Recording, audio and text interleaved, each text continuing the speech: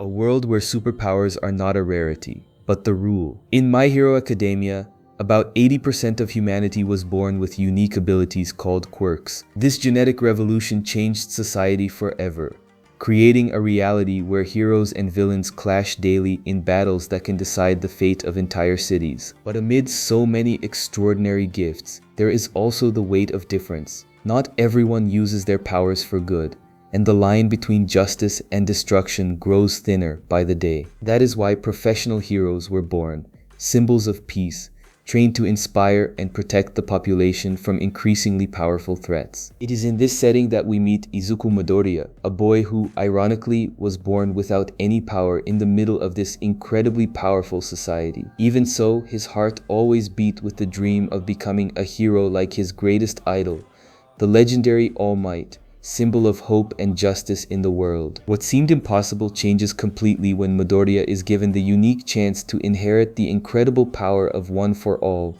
a flame that carries the strength and will of generations of heroes. From that point on, his journey becomes a true internal and external war. To enroll in UA High School, an elite institution that shapes the future protectors of humanity, and to prove, alongside his classmates, that being a hero goes far beyond having power. It involves courage, sacrifice, and unshakable determination. As Midoriya grows and faces his limits, an increasingly threatening shadow rises. Villain organizations grow stronger, questioning the very hero system and seeking to tear down everything All Might represented. The fight for the future is not simply between good and evil, but between two visions of the world, the line between a society of peace and a society of villains. Thus, My Hero Academia becomes not just a story about superpowers. It is a saga about dreams, rivalries, sacrifices, and the eternal battle to keep the flame of hope alive, even when all seems lost. Let us follow this society of heroes in a mega recap of My Hero Academia, an anime that is one of my personal favorites. I always get emotional watching certain moments, and it has some incredibly interesting characters. If you enjoy recaps, leave a like, subscribe to the channel, and if you can, share it so we can get this wonderful series in front of even more people. And now, let's get into the recap. The story takes place in a universe that mirrors our own in many ways. The technology is the same, the languages are familiar, and at first glance, life follows a normal course. However, that normalcy was abruptly shattered when a baby in an ordinary neighborhood was born manifesting a power. That child, who radiated light like a lamp in the dead of night, was ground zero for a global wave of individuals who gradually began awakening superhuman abilities, such as control over fire, ice, telekinesis, and invisibility. In a short time, the extraordinary became the standard. With the vast majority of the population now endowed with quirks, the social structure reconfigured itself to accommodate the rise of superheroes and, inevitably, supervillains. What once seemed to belong to the pages of fiction became a reality so integrated into daily life that, after a few years, it was simply absorbed. In this new world, 80% of humanity is born with some kind of quirk, leaving a minority of 20% behind. It is to this minority that our protagonist Izuku Midoriya belongs. He is an ordinary young man, but his lack of power makes him an exception in a world of superhumans. This condition is particularly tragic because from the earliest age, Midoriya has carried the dream of becoming a hero. However, at the age of 4, the age at which abilities typically manifest, a doctor delivered a devastating diagnosis. He would never develop a quirk. Despite being confronted with the reality that made his dream impossible, Midoriya refused to give up. He devoted the following years to an obsessive study of the superhero world, setting as his life's goal to be admitted to UA Maida High School, the most renowned hero academy in the country, with the conviction that he could not give up without at least fighting for it. Naturally, his determination was met with mockery and ridicule, particularly from Katsuki Bakugo, a classmate with a powerful explosive quirk. Bakugo seized every opportunity to belittle the protagonist, dismissing him as useless and declaring that he would never achieve his dreams. Even so, Midoriya persevered in his training and studies, preparing himself for UA's entrance exam. It was one afternoon, while returning from school after one of his hero notebooks had been incinerated by Bakugo, that his fate changed drastically when he was attacked by a sludge villain, determined to steal his body. The protagonist fights desperately, but the gelatinous creature overpowers him, slowly suffocating him. Just as he is about to lose consciousness, Midoriya is saved by the arrival of All Might, the most powerful hero on the planet. A colossal and imposing figure, the true Superman of that world. With a single punch, All Might defeats the villain and traps him in a bottle. Midoriya, overflowing with gratitude and admiration, can barely contain his emotions in front of his greatest idol. The hero, with his characteristic warmth, downplays the feat and prepares to leave. On impulse, the protagonist grabs onto All Might's leg as he launches into the air, determined to seize the opportunity to ask a question that had been consuming him. With a voice choked by timidity, he asks whether a person without a quirk could become a hero, whether there was any point in continuing to chase such an unattainable goal. In the middle of his passionate speech, a cloud of steam envelops All Might. In an instant, the mountain of muscle dissolves, revealing a skeletal man with an extremely frail appearance. It is then that the truth is revealed. 5 years prior, a battle against a villain of similar power had left him with permanent injuries, limiting his use of his strength to no more than 3 hours per day. The symbol of peace that the world idolized was, in reality, a facade concealing a broken body. After pleading with Midoriya to keep his secret, All Might answers his question with brutal honesty. Without a quirk, it was impossible to be a hero. He suggests that if Midoriya's desire is to protect people, careers such as police work would be more realistic, since the front lines of heroism demanded powers for combat. The answer leaves Midoriya in a state of shock. As the hero moves away, he realizes too late that the bottle containing the villain had slipped from his pocket. By an unfortunate coincidence, the bottle lands in an alley where Bakugo and his friends are passing. The sludge villain, now free, attacks again, taking Bakugo as his new hostage. All Might, noticing the commotion, rushes to the scene, but his body does not respond. His time as a hero had been exhausted for the day, and he was nothing more than a powerless bystander. The situation in the center of the city escalates rapidly. The villain, having partially assimilated Bakugo, gains access to his explosions, generating a chaos that the hero's present cannot control. Midoriya, on his way home, stumbles upon the scene. All Might's words echo in his mind, paralyzing him. However, upon seeing the terror in Bakugo's eyes, something inside him shifts. He understands that the person in danger is his childhood rival, and the idea of simply watching while the monster consumes him becomes unbearable. Driven by an impulse he himself could not fully understand, Midoriya charged without hesitation into the center of the chaos. The act can be explained by the fact that, despite the hostile treatment he had received from Bakugo over the years, a remnant of their childhood friendship still existed in his heart. And so, while professional heroes and civilians watched on paralyzed, the powerless boy ran toward the danger, using his agility to dodge attacks and create an opening, allowing Bakugo a crucial moment to breathe and regain his composure. The sight of an ordinary young man, stripped of any power, risking his own life with such bravery, ignited a flame in All Might. Inspired by that heroic act, he gathered the last drops of his strength, surpassed his limits, and transformed once more to deliver the final blow, putting a definitive end to the sludge villain's threat. As the dust settled, the tension dissipated. Bakugo, in his own twisted way, expressed his gratitude to Midoriya. Obviously, his pride prevented him from verbalizing a sincere thank you. Instead, he verbally lashed out, shouting that he had never asked for his help. Nevertheless, behind the anger, the frustration of someone so powerful having been saved by the one he had always dismissed as useless was plain to see. However, the most significant twist was still to come. Minutes later, All Might himself approaches Midoriya, admitting that the boy's courage had profoundly inspired him. He asks Midoriya to forget the pessimistic words he had spoken on the rooftop,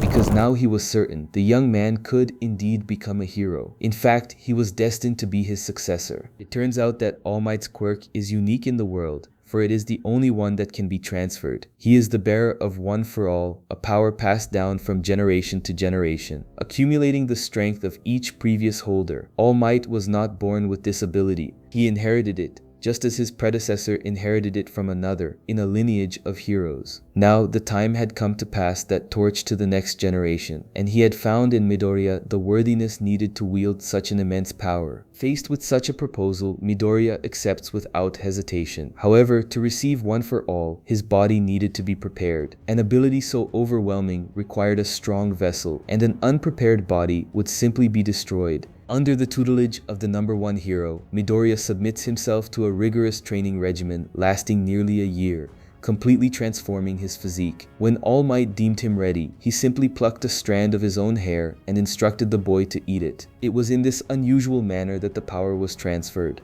just in time for the UA entrance exam. Upon arriving at the exam site, he encounters Bakugo again, as hostile as ever, but also meets Ochako Uraraka, a kind girl whose quirk, zero gravity, allows her to manipulate the gravity of objects she touches. Together, they and hundreds of other hopefuls gather in the main auditorium. After a written exam, the rules of the practical test are revealed. Candidates would be released into a simulated city and would have to accumulate points by destroying robots of varying difficulty levels. Those with the highest scores would secure a spot at UA. The test begins, and a frenzy of destruction takes over the battlefield. Nearly all the candidates demonstrate their abilities, annihilating robots and racking up points, all except Midoriya. Paralyzed by uncertainty over how to activate his newly acquired power, he becomes a spectator, the only one without a single point. His hesitation contrasts sharply with the confidence of others, such as Bakugo, Uraraka, and the methodical Tenya Ida, who use their quirks with mastery. Suddenly, a colossal robot emerges, a threat of gigantic proportions that sows panic. Most of the students, recognizing the futility of a direct confrontation,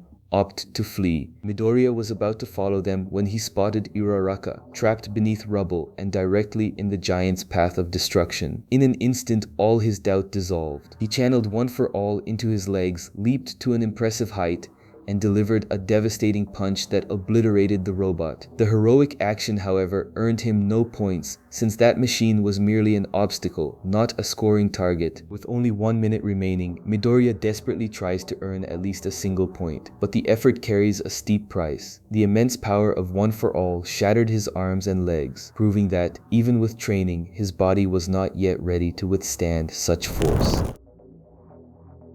The exam comes to a close. Midoriya's critical condition is swiftly treated by the school nurse, Recovery Girl, whose healing quirk, activated by a kiss, leaves him as good as new. He is sent home healthy, but with a heavy heart from the feeling of failure. He spends the afternoon consumed by self-criticism, until a letter from the academy arrives, bringing news of his acceptance. The evaluation, as it turned out, measured not only destructive capability, but also altruism and heroism. His act of saving Uraraka, even though it earned no points, was what secured his place. His performance set him apart from all the others. From that moment on, he could officially consider himself an aspiring hero and a student at the most prestigious academy in the country. Classes begin and he is placed in Class 1A, where he encounters a diverse group of classmates, including Bakugo, the hot-tempered rival, focused solely on becoming the #1 hero, even if the idea of helping others seemed secondary to him. Uraraka, the zero-gravity girl,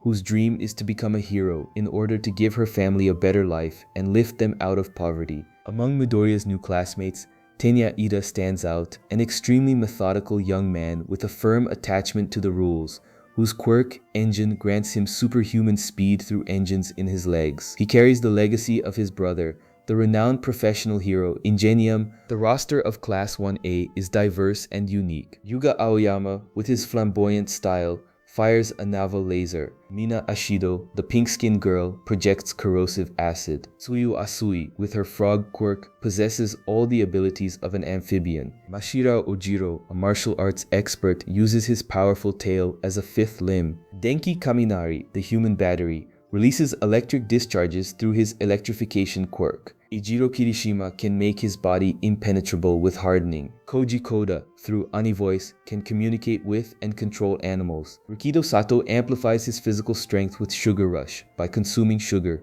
Kyoka Jiro manipulates sound waves with her earphone jacks. Hanta Sero launches adhesive tape from his elbows. Fumikage Tokoyami the enigmatic bird-headed boy, manifests a shadow entity called Dark Shadow. Shoto Todoroki, a young man marked by a troubled family past, masters both ice and fire with his half-cold, half-hot quirk. Toru Hagakure is literally the invisible girl. Minoru Mineta produces sticky spheres from his head with pop-off. Momo Yaoyorosu, the class vice representative, can create any non-living object with her creation quirk. Meizo Shoji, with his dupli arms, can replicate body parts such as eyes and ears across his extremities. The class is under the guidance of Shota Aizawa, their homeroom teacher, a man of exhausted appearance whose quirk Erasure allows him to neutralize anyone's powers within his line of sight. Shortly after introductions, he subjects the students to a series of physical tests,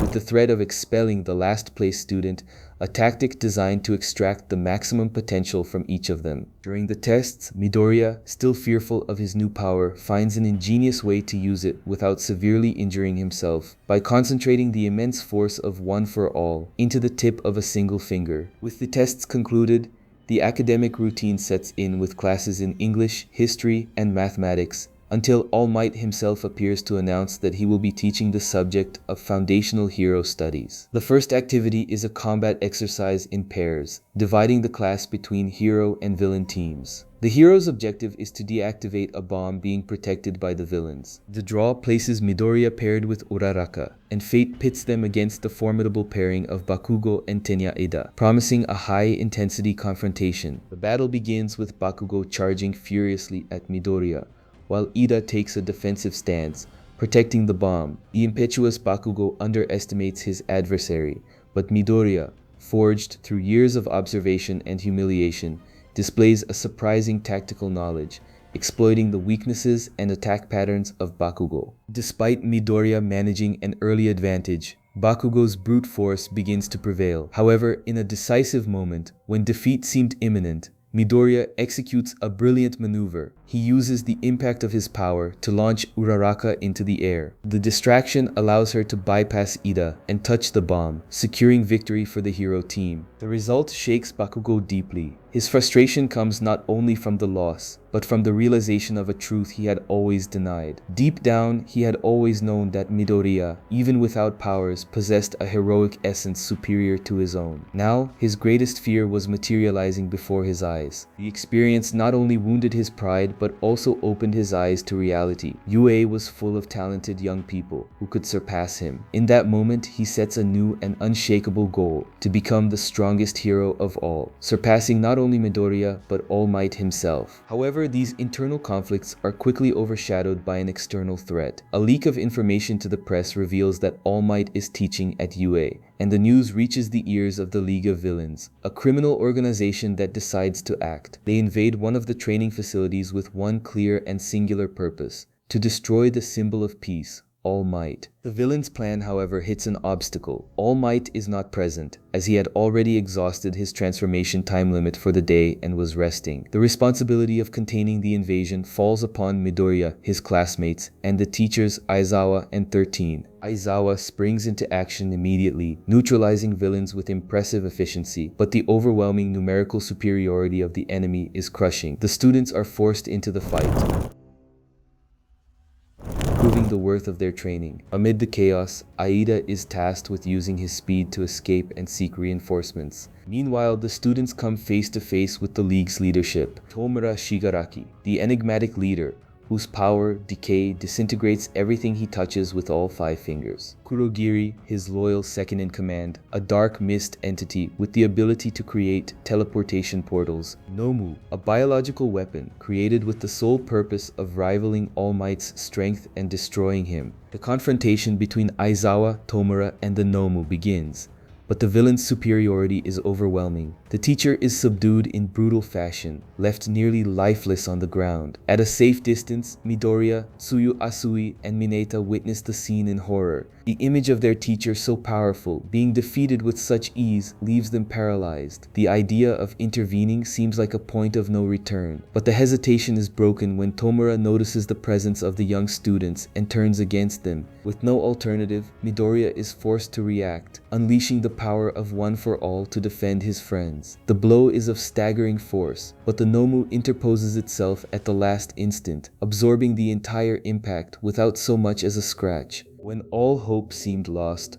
All Might appears on the battlefield, ready to restore order. With impressive speed, he neutralizes the lesser villains, places the students in safety, and moves into direct confrontation with the Nomu. The creature, however, proves a far more formidable adversary than expected, managing to rival the strength of the number one hero. Kurogiri enters the fight, forcing the students to join the battle. The protagonist, alongside Todoroki, Bakugo, and other classmates, creates openings for his idol to fight at full power. With his transformation time running out and only 1 minute of power remaining, All Might decides to unleash his full potential, delivering one of the most spectacular battles in the series. At the climax of the confrontation, All Might finally defeats the Nomu, though the victory demands an enormous effort. In one last act of desperation, Tomura and Kurogiri advance on the weakened hero, intending to disintegrate him. Midoriya, sensing the danger, uses One for All to intercept them. For a moment, it seems as though he will be the target of the final attack, but at that exact moment, Ida returns with the rest of Yue's faculty. The arrival of reinforcements overwhelms the remaining villains, forcing Tomura and Kurogiri to retreat. With the situation finally under control, peace is restored. The Nomu is captured and the students are saved. However, shortly after, a scene reveals Tomura and Kurogiri in a video conference with an enigmatic figure they refer to as Sensei. This is All for One, the true mastermind behind the League of Villains and the creator of the Nomu. He consoles them, stating that despite the failure of the mission, they have obtained crucial information. All Might is weakening. The fall of the symbol of peace, according to him, is now only a matter of time. After a few weeks, routine at the academy takes on an appearance of normalcy,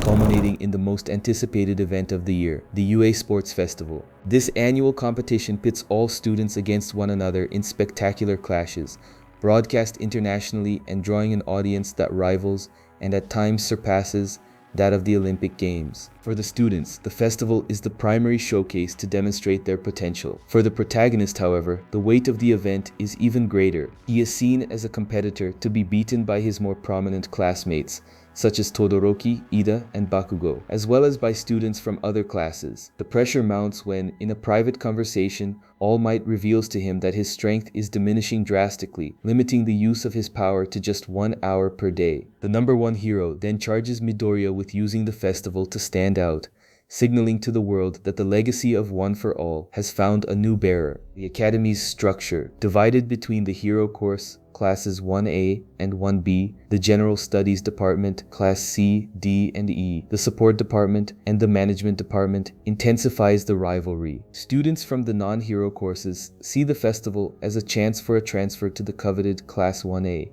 making the competition even more fierce. On the day of the event, we are introduced to new figures. The opening ceremony is hosted by the heroine Midnight, whose quirk, Somnambulist, releases an aroma capable of inducing sleep in whoever inhales it. From Class 1B, Nato Monoma stands out with the ability to copy others' quirks, and Tetsi, who can transform his body into steel. From Class 1C, we meet Hitoshi Shinso, whose brainwashing quirk allows him to control the mind of anyone who responds to his voice. And from the Support Department, we meet the brilliant inventor Mei Hatsume. Midnight announces that the competition will consist of 3 phases, beginning with an obstacle course race. Only the first 42 students to cross the finish line will advance. The course is a true survival test, filled with cliffs, giant robots, and minefields. All students use their abilities to the fullest to gain an advantage, with the exception of Midoriya, who strategically chooses to conserve his power for decisive moments. Throughout the entire event, he relies solely on his intellect and analytical ability to overcome the challenges, staying close behind the leaders, Todoroki and Bakugo, who use their powers in devastating fashion. Todoroki's potential becomes evident when he freezes the initial passage and one of the giant robots with ease. Victory seemed destined for one of the 2 rivals. However, in a brilliant maneuver, the protagonist uses a piece of metal from a destroyed robot as a shield, exploiting the explosion of a landmine to catapult himself over his competitors and cross the finish line in first place. A spectacular comeback against all predictions. But this was only the prelude. The second stage of the tournament is announced as a cavalry battle. Participants must form teams to steal each other's headbands. particularity of this event lies in the scoring system. The value of each headband is determined by the competitor's ranking in the previous race. While the headband of the last place finisher is worth a mere 5 points, that of the first place finisher, belonging to our protagonist, is worth a staggering 10 million points. Such a disparity, for obvious reasons, makes him the primary target of every other competitor. Every competitor, that is, except the members of his own team, Uraraka, Fumikage Tokoyami, and inventor Mei Hatsume from the support course. The competition begins, and as expected, a massive offensive turns against Midoriya's team. Among the adversaries, powerful formations stand out, such as Todoroki's team, composed of Tenya Ida, Denki Kaminari, and Momo, Bakugo's team, which includes Kirishima, Hantasero, and Mina Ashido, as well as teams led by Hitoshi Shinso and the presumptuous Neito Monoma from Class 1B, capable of copying others' quirks. Although each of these squads demonstrates notable synergy, they prove insufficient to overcome the protagonist's team, which fortunately turned out to be one of the most formidable in the competition. The group's strength rests on 4 pillars: the invaluable inventions of Mei Hatsume, Uraraka's ability to apply her powers at the most critical moments, Midoriya himself, who for the first time controls a fraction of one for all without inflicting damage on himself, and finally Tokoyami, whose shadow, Dark Shadow, manifests as an overwhelming force on the battlefield. The scenario becomes even more dynamic, with the movements of the other teams, especially Monoma's, which during the first half of the confrontation manages to amass the majority of the headbands. However, the turning point comes when the protagonist's team is forced to confront Todoroki's group. Following an exchange of strategies, and with time running out, Ida reveals a technique of extreme speed, his Recipro Burst, breaking through the opposing defenses and capturing the coveted 10 million point headband. In an immediate counter-offensive, Midoriya uses One for All and manages to snatch one of the rival team's headbands, but not the main one. As the timer sounds, the fate of his team seems sealed. However, a twist occurs. Although they lost the most valuable headband, Tokoyami's cunning had, through his own merit, secured enough points to classify them in a surprising 4th place, ensuring their passage to the next individual duel stage. Before the next phase begins, the protagonist is approached by Todoroki. The two-toned young man questions him directly about his connection with All Might, pointing to the well-known closeness between them and the similarity of their powers. Midoriya tries to deny any connection, but his response clearly fails to convince Todoroki. The question that remains is, what is the reason for his particular interest? The explanation lies in Todoroki's past. He is the son of Endeavor, the world's #2 hero, and in his private life, a deplorable father figure. Obsessed with surpassing All Might, Endeavor arranged a strategic marriage with a woman whose quirk was ice,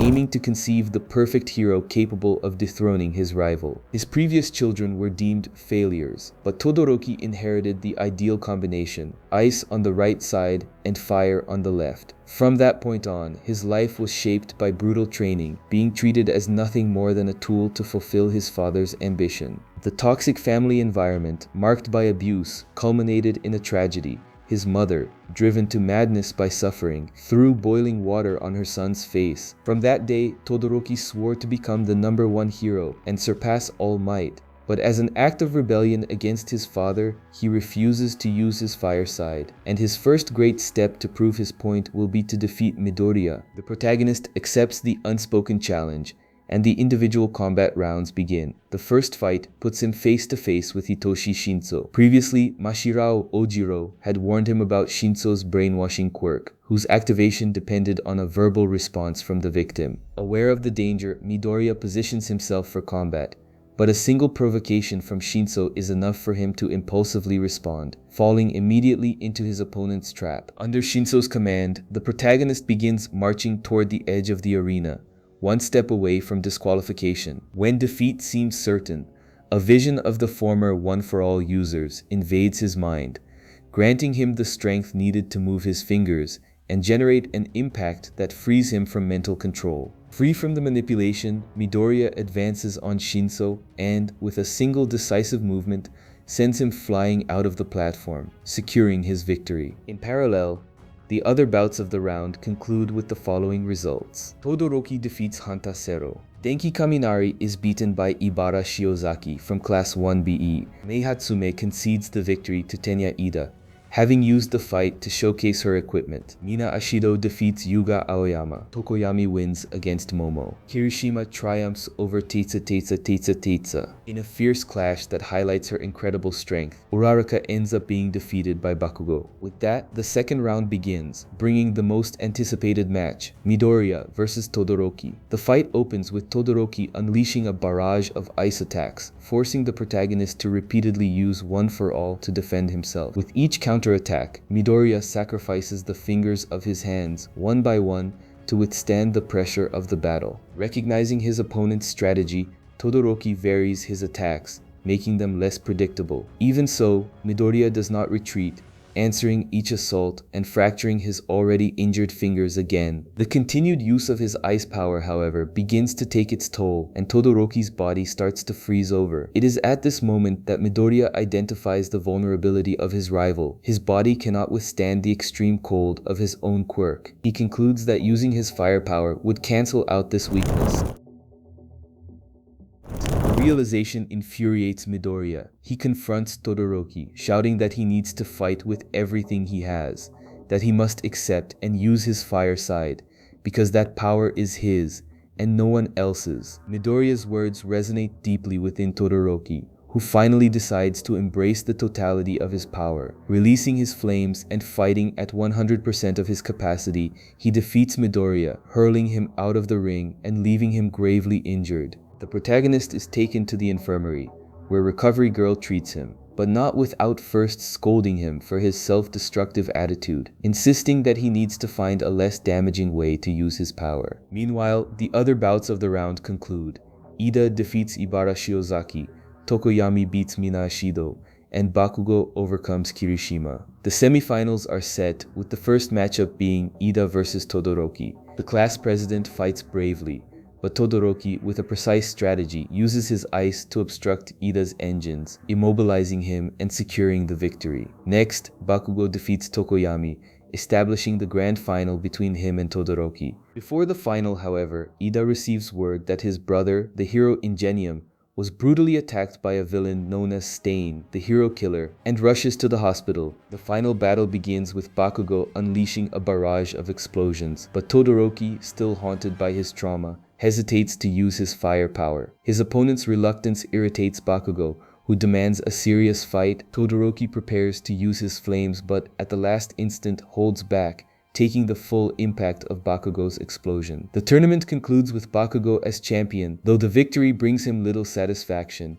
At the awards ceremony, Todoroki takes second place, while third is shared between Tokoyami and Ida, who had already left to be at his brother's side. Ingenium survived but was left paralyzed, ending his career as a hero. But who exactly is Stain? He was once a vigilante, but his faith in the hero society eroded, leading him to believe that the majority were corrupt, driven purely by personal gain. With the exception of All Might, whom he respects, Stain dedicates himself to a purge, eliminating the heroes he deems unworthy. His quirk, Blood Curdle, allows him to paralyze his victims by ingesting a sample of their blood. After the festival, Class 1A is invited to spend a week of internships at professional hero agencies. Todoroki reluctantly interns with his father, Endeavor. Bakugo is chosen by Best Jeanist, Japan's number 4 hero. Mineta goes to the agency of Ment Lady. Uraraka joins Gunhead to sharpen her combat skills. Momo serves as an assistant to the heroine Uwabami. Ida, ignoring more prestigious offers, chooses the agency of the Hero Manual, located in Hosu, the very city where his brother was attacked. It is clear that his choice is motivated by a desire for revenge, seeking the opportunity to confront Stain and avenge his brother. Meanwhile, fate leads Midoriya to intern with Gran Torino, a retired hero who was not only All Might's mentor, but also the closest confidant of the previous One for All user. It is he who takes on the task of teaching the young man to harness his abilities without destroying himself. At first glance, Gran Torino appears to be a frail old man, but that impression is shattered the instant he demonstrates his chaotic, overwhelming speed, with which he subjects the protagonist to a seemingly endless string of defeats. With an impressive ability to anticipate and evade Midoriya's every move, the old master gradually guides him toward unlocking the true potential of his power. Between brutal combat sessions, exhausting training, and enigmatic advice, Midoriya finally achieves control of 5% of One for All. Although the number seems modest, this mastery allows him to fight in a continuous and integrated manner without each action resulting in a hospital visit. Simultaneously, the League of Villains seeks an alliance with Stain, inviting him to join their ranks. For a moment, the proposal seems as though it might be accepted by the hero killer. However, the conversation takes an irreconcilable turn when they reveal their ultimate objective, the complete annihilation of All Might. This is a line Stain refuses to cross, as among all heroes, the symbol of peace is the only one he holds in admiration. Furthermore, his philosophy is not based on indiscriminate killing, but on creating a society he considers more just. The refusal, therefore, is inevitable and absolute. Stain returns to his purge in the city of Hosu, at the same time that Tomura, with the aid of his sensei, decides to escalate the conflict, releasing 3 high-powered Nomus to spread chaos. By a coincidence of fate, Midoriya and Gran Torino were passing through the city and are swept into the heart of the crisis. The veteran hero manages to neutralize one of the monsters, while the protagonist, recalling Ida's strange behavior over the past few days, sets out to find him, fearing that he is about to do something irreversible. But time had already run out. In the midst of the disorder, Ida locates Stain and, blinded by his desire for vengeance, launches himself in a reckless attack. The hero killer subdues him with ease and, perceiving that Ida's only motivation is personal retaliation, uses his quirk against him, declaring that, just like the others he had judged, Ida is also unworthy and deserves to die. At the very moment Stain was preparing to deliver the finishing blow, our protagonist appears, using One for All to intercept the attack. His opponent, recognizing the young man's bravery in protecting a companion, declares he will spare his life. However, his determination to eliminate Ida remains unwavering, as in his view, the thirst for vengeance disqualifies him as a true hero. Aware of the danger and his own limitations, the protagonist sends his location to Todoroki, asking for help. While he waits, he fights with everything he has, but ultimately succumbs to Stain's power, forced to watch helplessly as his friend faces imminent death. Fortunately, Todoroki arrives in time, as he and his father were also in the city combating the Nomus. Fallen to the ground, our protagonist warns the newcomer about Stain's ability, and a new battle begins. As soon as the effect of the paralysis wears off, Ida and Midoriya join the fight, turning it into a 3-on-1 confrontation that, to be honest, exposes the inexperience of the young heroes. However, after a monumental effort and with much blood spilled, they manage to coordinate a joint attack that finally brings the villain down, leaving him unconscious. Following the incident, Ida sinks into a state of deep sorrow, aware that his selfish attitude put his friends in mortal danger. He begins to acknowledge that perhaps Stain had some merit in not considering him a true hero. It is from this painful epiphany that he decides he must, from this point on, forge his own path. Meanwhile, Endeavor defeats the majority of the Nomus and, after being contacted by his son, sends a team of professionals to apprehend Stain. Everything seemed resolved until one of the remaining Nomus, a winged creature, suddenly appears and abducts the protagonists. To everyone's surprise, he is saved by Stain himself. Freed from his restraints, the hero killer rescues him as, true to his principles, he disapproves of purposeless violence and considers that, of everyone present, Midoriya is the only true hero. Alongside All Might, Endeavor arrives on the scene, and Stain, surrounded by an incredibly sinister aura, threatens him with death. But just as the final confrontation seemed about to erupt, he succumbs to his wounds and collapses. Stain is taken into custody, the boys recover, and on the surface, everything returns to normal. On the surface, because Stain's story and his ideals begin spreading across social media, inspiring a legion of the discontented who wish to rally to his cause, and by extension to that of the League of Villains, portending even greater problems ahead. Back at school, and after a few training sessions, All Might reunites with Midoriya to reveal the true history behind One for All and his arch-enemy All for One. Many decades ago, at the dawn of the age of superpowers, Japan was immersed in unprecedented chaos. With an inoperative government, the country was dominated from the shadows by a man who, thanks to his ability, became the most powerful being of all. His name remains a mystery, but his quirk is known, All for One, a power that allows the user to steal the quirks of others for himself or transfer them to third parties. All for One used his ability to accumulate power and commit atrocities, such as forcing a cocktail of quirks upon his opponents, transforming them into mindless creatures that would come to be known as Nomus. However, one person stood against him: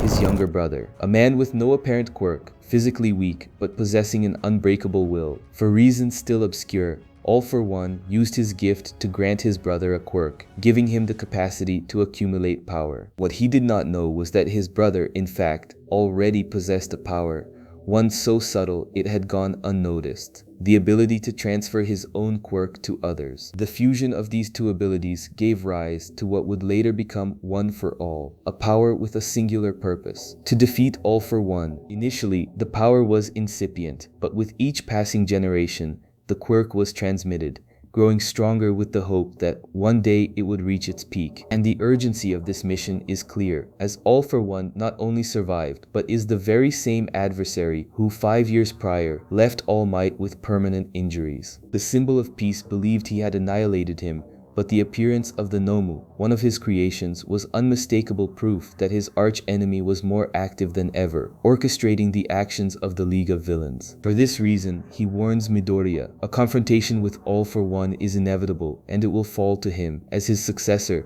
to bear the responsibility of eradicating this evil once and for all. However, one dark detail is omitted by All Might. Like all of his predecessors, Midoriya will only achieve full control of his power at the moment All Might's flame is extinguished forever. The school routine continues its course until the arrival of the semester's final exams, composed of a written portion and a practical portion. It is in the practical test that the true challenge lies: a series of battles between pairs of students and their teachers. The students will have 30 minutes to either restrain the designated teacher or find an escape route. The pairs were formed as follows: Todoroki and Momo against Aizawa, Kirishima and Rikido Sato against Cementos, Tokoyami and Tsuyu Asui against Ectoplasm, Ida and Mashirao Ojiro against Powerloader, Uraraka and Yuga Aoyama against 13, Mina Ashido and Denki Kaminari against Principal Nezori, Kyokajiro and Koji Koda against Present Mike, Mezo Shoji and Toru Hagakure against Naipe, Mineta and Hantasero against Midnight, and finally,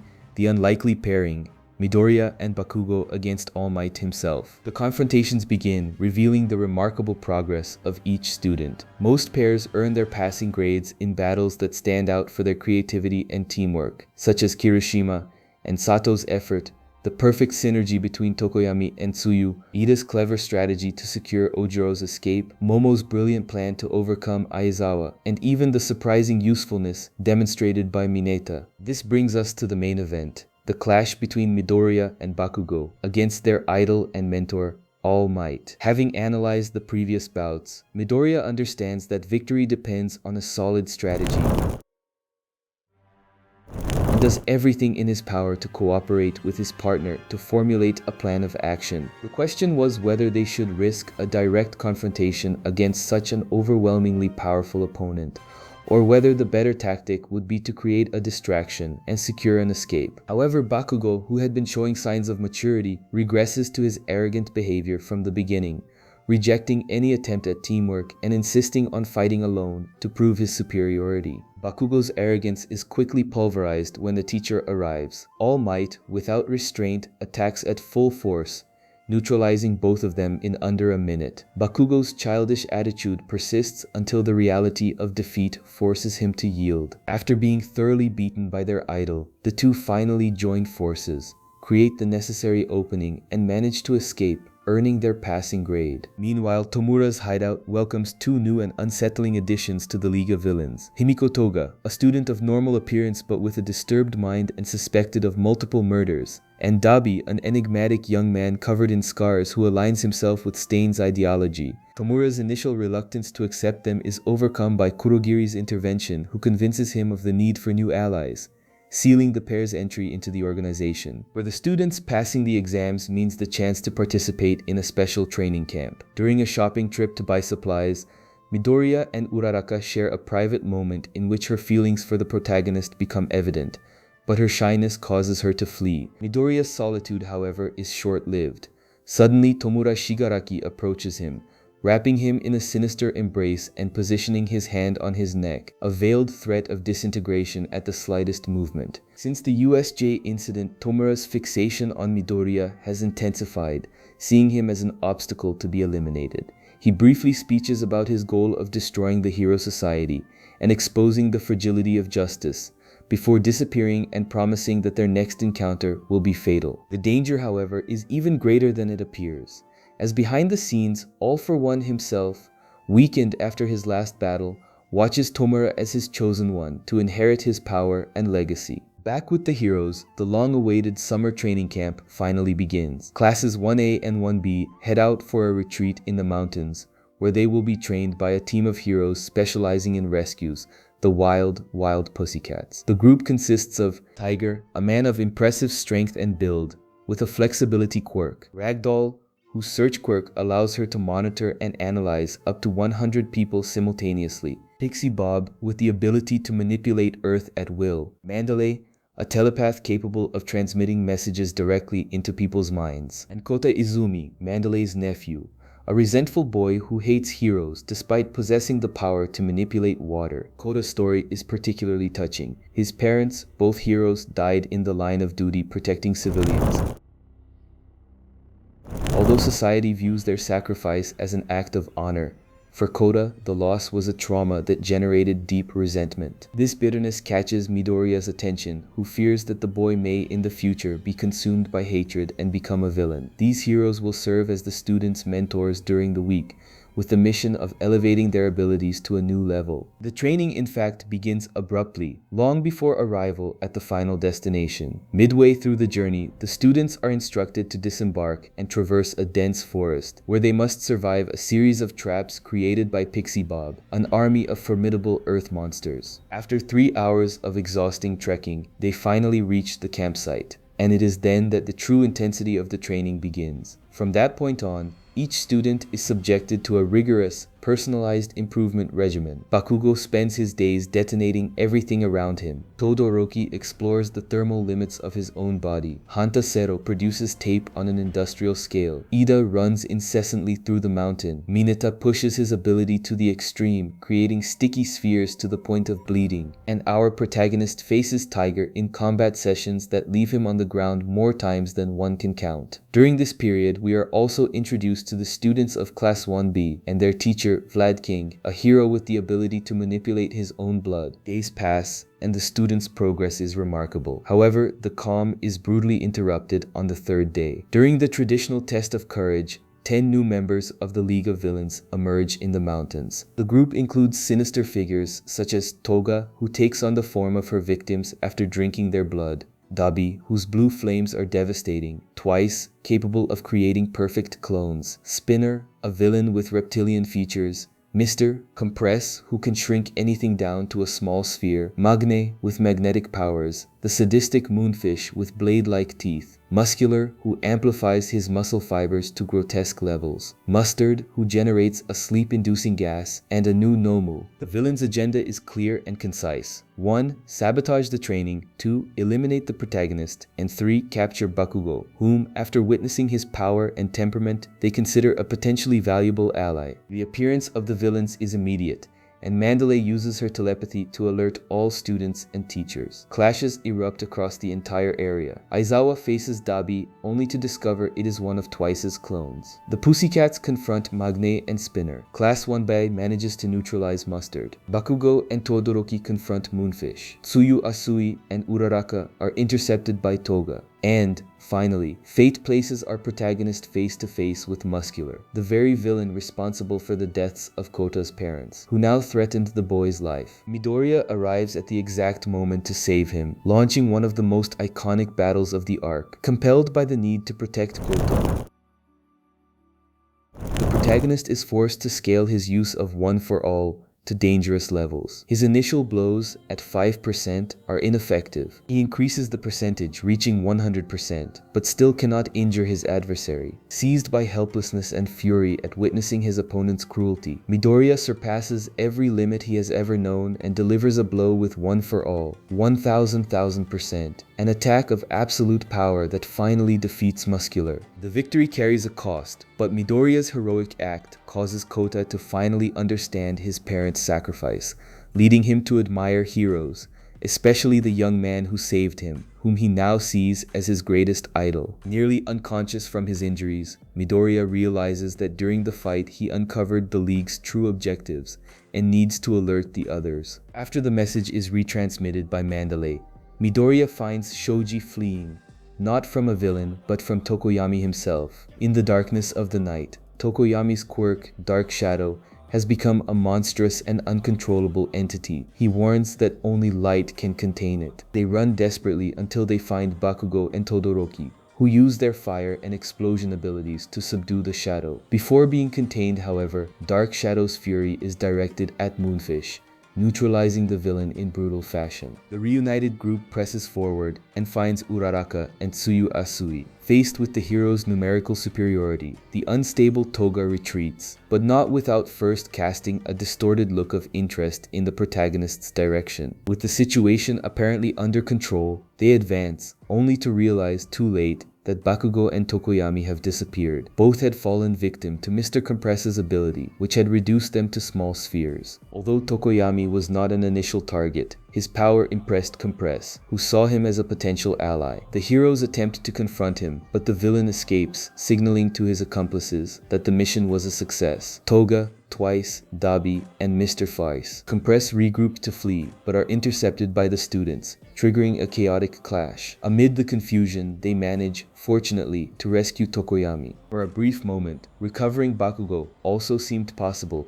but Dabi's intervention and the timely appearance of the portal villain allow the enemies to make a definitive escape. For the first time, victory belongs to the villains, who leave behind a trail of destruction. When authorities arrive, the full scale of the catastrophe is revealed. Of the 40 students present, 26 were seriously injured, 1 was kidnapped, and only 13 escaped unharmed. Among the Pussycats, Pixie Bob was in critical condition, and of Ragdoll, only traces of blood remained. To compound matters, Midoriya's injuries prove more severe than initially feared. The doctor warns him that further damage of that magnitude could result in permanent loss of movement in his arms.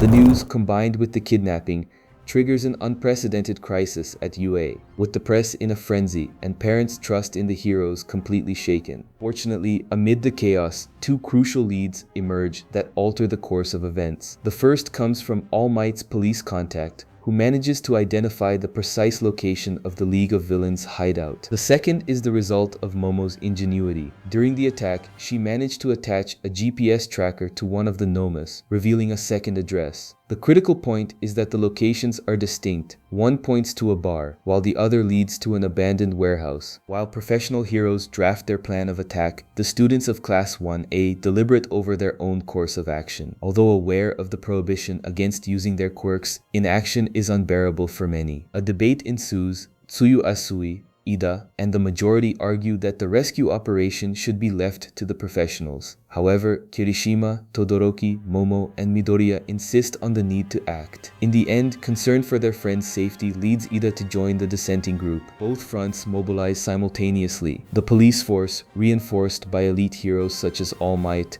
Gran Torino, and Endeavor, advances on the primary target. That same night, the group of students arrives in the city and, to avoid being recognized, adopts improvised and somewhat comical disguises: Midoriya as a delinquent, Todoroki with an eccentric look, Momo in a flashy outfit, Ida as a hipster, and Kirishima, well, being himself. During the incursion, they watch on television as UA's principal delivers a public statement offering a formal apology for the incident. The scene only confirms a harsh reality. The damage to the hero's reputation had already been done, and public confidence was shaken. Tamura's plan to destabilize hero society was beginning to bear fruit. However, the villain's morale is also dealt a blow by their hostages' attitude. Bakugo, with unwavering conviction, rejects any possibility of alliance, making it abundantly clear that he would never join a group of scum like them. Following the tracker's signal, the young heroes arrive at the abandoned warehouse, only to discover that the location is, in fact, a Nomu factory, a grim revelation that explained the nature of the enemy Momo had been tracking. This also confirmed that the League of Villains' true base of operations, the place where Bakugo was being held,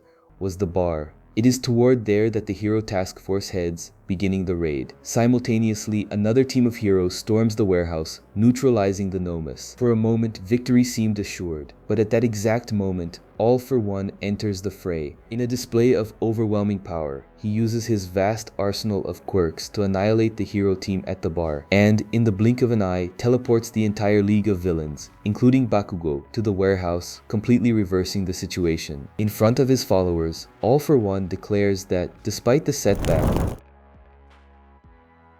this is merely one of many opportunities yet to come, reaffirming his commitment to supporting Tomura, his disciple and chosen successor. From their hiding spot, the students watch the scene, paralyzed by terror. Midoriya summons the courage to act, but is restrained by Ida, who warns him that an intervention would be a sacrifice in vain. It is then that All Might arrives, ready for the final confrontation with his arch-enemy. The most epic battle in the series is about to begin. Amid the fight that follows, the students seize an opening to rescue Bakugo, while the League of Villains retreats, clearing the stage for the duel between the two titans. The confrontation is televised across the entire country, and for the first time, the public witnesses All Might facing an adversary at his level. The battle is grand and revelatory, as All For One seizes the moment to taunt his rival, recounting how it was he who murdered the previous One For All user and All Might's mentor, Nana Shimura, who, in a revelation that shocks everyone, was also Tomura Shigaraki's grandmother. The revelation shakes All Might, but Gran Torino's arrival helps him regain his composure. Even so, the damage is done, and the intense fight forces All Might to exceed his limit, revealing his weakened form to the entire world. The end seemed to have arrived, because instead of succumbing, All Might clings to the true purpose of his fight, not merely to defeat his enemy, but to protect everyone. In an act of pure determination, he ignores his limitations and launches a final offensive, fighting at 100% of his capacity. His arm breaks under the pressure, an echo of Midoriya's own sacrifices, but he reaches a level of power never before witnessed, with which, after an exchange of devastating blows, he finally defeats All For One. The villain is imprisoned. As the nation celebrates the victory of its symbol of peace, All Might turns to the camera and declares, "You're next." To most, it is a warning to criminals. To Midoriya, it is a passing of the torch, the farewell of his idol, who now entrusts him with the mantle of the new symbol of peace. Following the battle, a fragile normalcy sets in. UA resumes its activities, but the threat posed by Tomura, now the League's leader, and All Might's retirement demand heightened caution. As a security measure, the principal proposes the construction of dormitories on campus, allowing students to live at the academy. The measure aims not only to protect them from external threats, but also to monitor them, as the suspicion of a traitor among the students or staff hangs in the air. Aizawa and All Might take on the delicate task of speaking with the students' parents. Most prove cooperative, with the notable exception of Midoriya's mother, whose fear that her son will sustain serious injuries makes her hesitant. Eventually, they manage to persuade her, but the conversation serves as a wake-up call for the young hero, who realizes that in his eagerness to save the world, he has neglected his own mother's peace of mind. With that obstacle overcome, the students move into the new dormitories,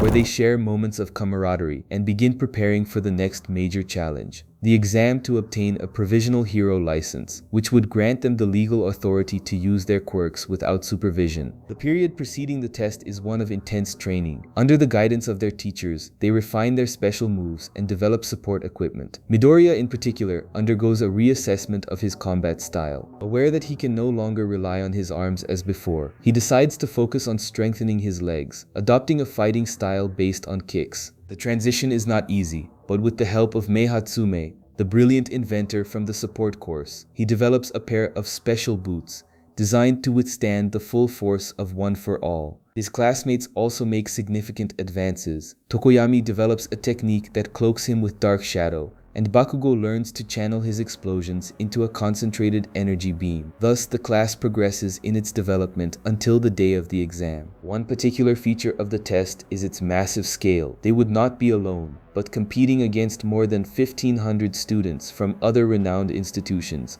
such as Shiketsu High School, the second most prestigious in the country, and Ketsubutsu Academy. Among the new competitors, some stand out. From Shiketsu, we meet Inasa Yoarashi, a young man harboring a deep grudge against Endeavor and wielding the power to generate hurricanes, the enigmatic Kami Utsushimi, and Seiji Shishikura, whose quirk Meatball allows him to reshape the flesh of his adversaries. From Ketsubutsu, we meet Yoshindo, capable of generating vibrations through anything he touches, and his teacher Miss Joke, an old acquaintance of Aizawa, whose quirk outburst forces her victims into uncontrollable fits of laughter. The examiner greets the applicants and outlines the structure of the test.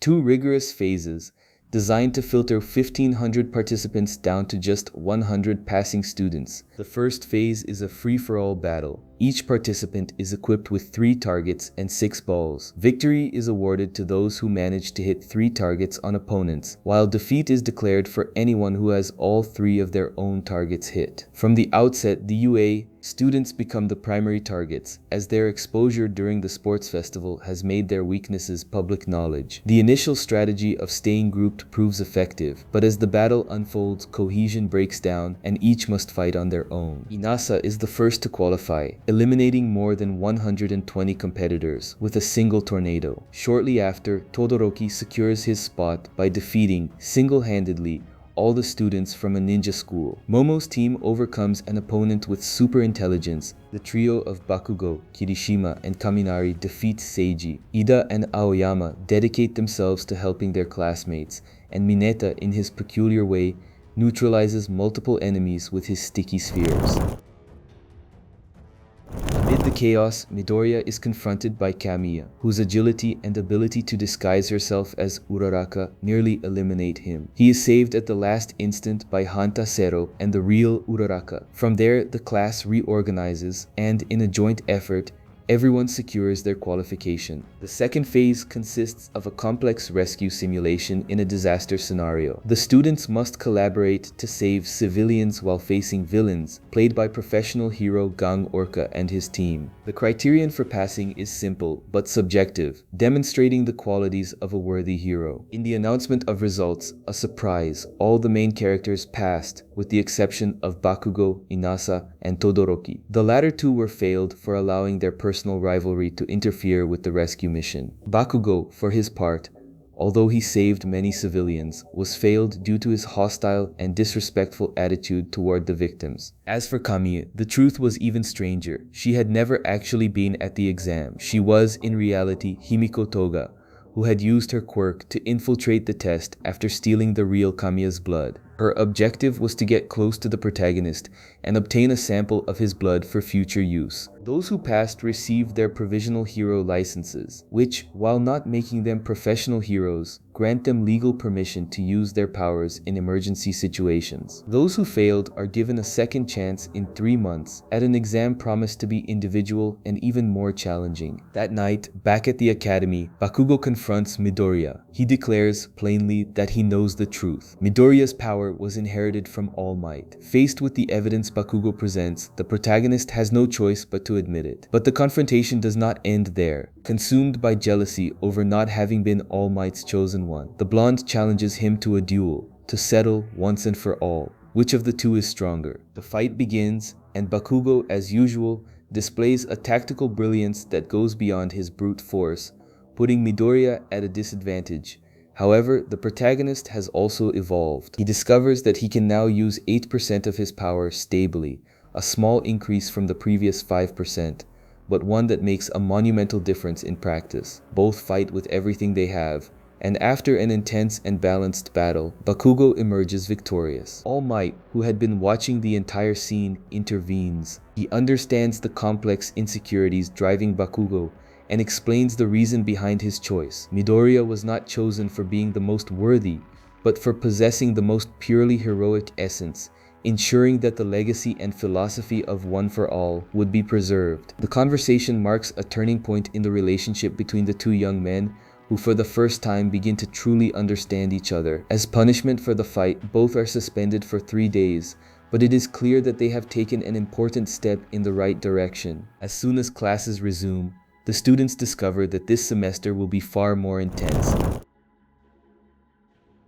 as the long-awaited work studies, a type of professional internship in which they will be placed with hero agencies, are finally set to begin. To better explain how everything works, 3 of UA's most powerful students step forward, known as the Big Three. Among them is Nejire Hado, an extremely charismatic and friendly young woman whose quirk, Wave Motion, allows her to generate and manipulate energy waves at will. Then there is Tamaki Amajiki, a shy and reserved young man possessing the quirk Manifest, which allows him to reproduce in his own body the characteristics of any food he has consumed. And yes, it is far more incredible than it sounds. Finally, there is Mirio Togata, practically an upgraded version of All Might, with the quirk Permeation, capable of making him completely intangible. They explain the importance of work studies, but to make the lesson even clearer, Mirio decides to take on all the students in combat, demonstrating in practice why he is considered the strongest in the school. Everything seems to be going well in this new semester,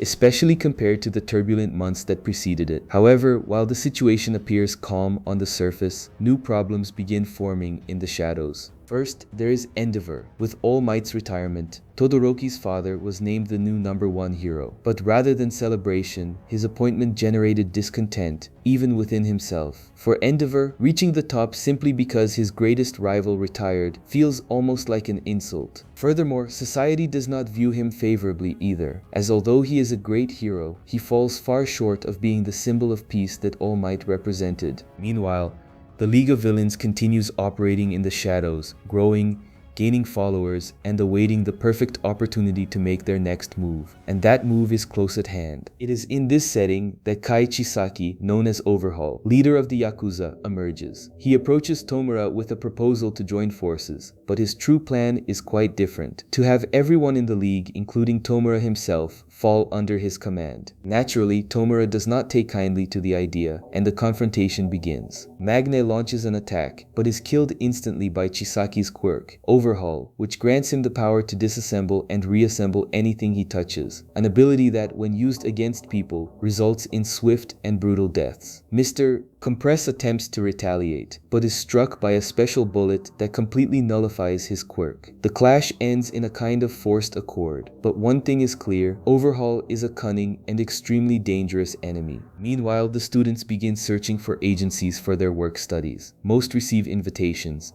but Midoriya faces difficulties due to the troublemaker reputation he has earned. With few options, he turns to All Might for help in securing a recommendation with Sir Night-Eye, All Might's former partner and one of the most respected heroes of the current era. All Might refuses,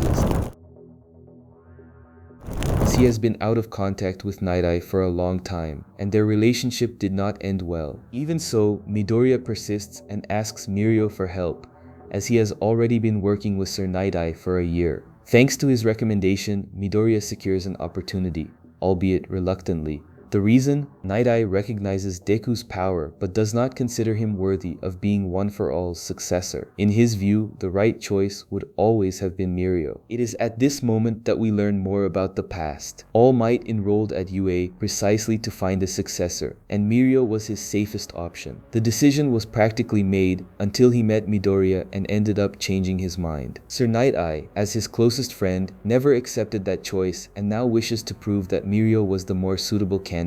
This situation causes Deku to waver and doubt himself, but All Might confronts him, reminding him that it is absurd to compare himself to Mirio when he is still only in his first year. We also learn the true reason for the rift between All Might and Night-Eye. Following the fight against All For One, Night-Eye, whose quirk is Foresight, foresaw that if All Might continued as a hero, he would die in a brutal fight against a villain within 6 or 7 years. As his visions never fail, he urged his friend to retire, but All Might ignored the warning. Doing the math, Midoriya realizes that his mentor's death should occur within this or the next year. The revelation is devastating, but instead of giving up, master and student forge a pact to fight together in an attempt to change the future. With renewed determination, Midoriya officially begins his work study. Sir Night-Eye reveals that their mission is to keep watch over Chisaki, who is now at the head of the Yakuza and involved in trafficking special substances. The problem is that on his very first patrol alongside Mirio, they happen upon a little girl named Eri, who was fleeing from Chisaki himself. Midoriya notices the fear stamped on the girl's face and sees the bandages covering much of her body. He immediately takes a defensive stance. Eri, desperate, begs them to save her, but the villain insists she is simply his rebellious daughter. In the end, with no alternatives, the two heroes are forced to let her leave with him, a moment that makes the darkness of the situation unmistakably clear. To prevent the incident from escalating, Midoriya and Mirio report everything directly to Sir Night-Eye. He commends them for their conduct, stating that they acted correctly, as the information gathered would serve as the foundation for mounting an organized rescue operation. Meanwhile, we see that Deku was not the only one to begin his work study. Uraraka and Tsuyuasui, through Nejire's recommendation, end up going to the agency of Ryukyu, a top-ranking heroine capable of transforming into a dragon, who figures among the 10 strongest in the rankings. Kirishima receives a special opportunity when he is recruited by Tamaki Amajiki to work with Fatgum, whose quirk, Fat Absorption, allows him to store energy and absorb virtually anything into his own body fat.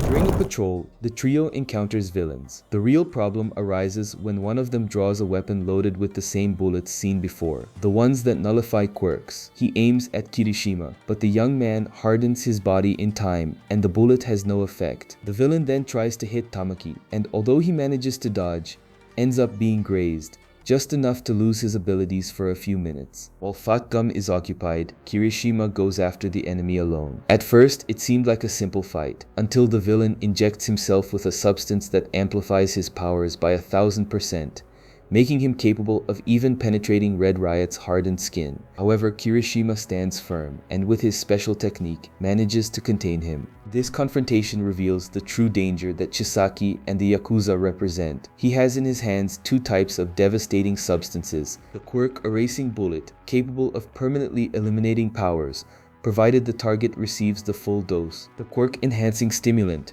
which elevates a person's ability to 1000% for a limited time. And what is Chisaki's goal with all of this? His plan is simple and terrifying: to weaken heroes by stripping them of their powers, strengthen villains, and restore the Yakuza's lost influence. In the face of these discoveries, an emergency meeting is convened. Present are professional heroes, their apprentices, and veterans such as Aizawa and Gran Torino. In it, Fatgum reveals that one of the collected bullets contained human cells and blood, indicating that they were created from someone's quirk. Immediately, Midoriya connects the dots. When he and Mirio found Eri, the girl was covered in bandages, which may mean she herself is the source of these substances. The thought that she is being forced to produce them destroys Deku emotionally, and he is consumed by guilt for failing to save her in that moment. Regarding the League of Villains, the conclusion is that they are not formally allied with the Yakuza, but that could change at any moment. The priority, therefore, is to locate the base where Eri is being hidden. Thanks to Night-Eye's investigation, they finally find the location. Days later, the rescue operation begins, but right from the outset, the heroes encounter the 8 Precepts of Death, the Yakuza's most powerful group. Among them are Shin Nemoto, with the quirk Confession, which compels anyone to tell the truth; Deidoro Sakaki, possessor of the ability Slow Shed, which throws off the balance of enemies; Kendo Rappa, user of Strong Arm, capable of launching punches at extremely high speed. Things grow complicated when Mimic uses his mimetism to warp space, separating each hero into individual battles. Thus, Tamaki defeats Soramitsu Tabe, Toya Setsuno, and Yu Hojo single-handedly. Ryukyu, accompanied by Uraraka and Tsuyu, faces the giant Rikia Katsukame. Kirishima and Fatgum engage in a grueling fight against Kendo Rappa and Hekiji Tengai, which ends in a stalemate. Meanwhile, Midoriya and company come face to face with Toga and Twice, who, despite appearing to support the Yakuza, actually have other plans and intend to betray them. The greatest highlight, however, belongs to Mirio. Using his ability, he phases through walls and reaches Chisaki directly, just as the villain was attempting to flee with Eri. Along the way, he also takes down Shin and Deidoro without much difficulty. Then begins one of the most epic battles. Chisaki tries every means to land a hit on him, but Mirio, with his mastery, evades and counterattacks, putting the villain in serious trouble. During the fight, Mirio manages to rescue Eri, but Chisaki warps the ground, raising deadly spikes and traps. Even so, the hero stands firm, protecting the girl at all costs. He was on the verge of winning until one of the subordinates fires one of the quirk-erasing bullets. The target was Eri, but Mirio throws himself in front of her to protect her, and permanently loses his powers as a result, even without any ability whatsoever. Mirio continues fighting, facing Chisaki, using nothing but his courage and technique, until Midoriya and the others finally arrive. It appears to be the end of the villain, but Chisaki merges with one of his subordinates,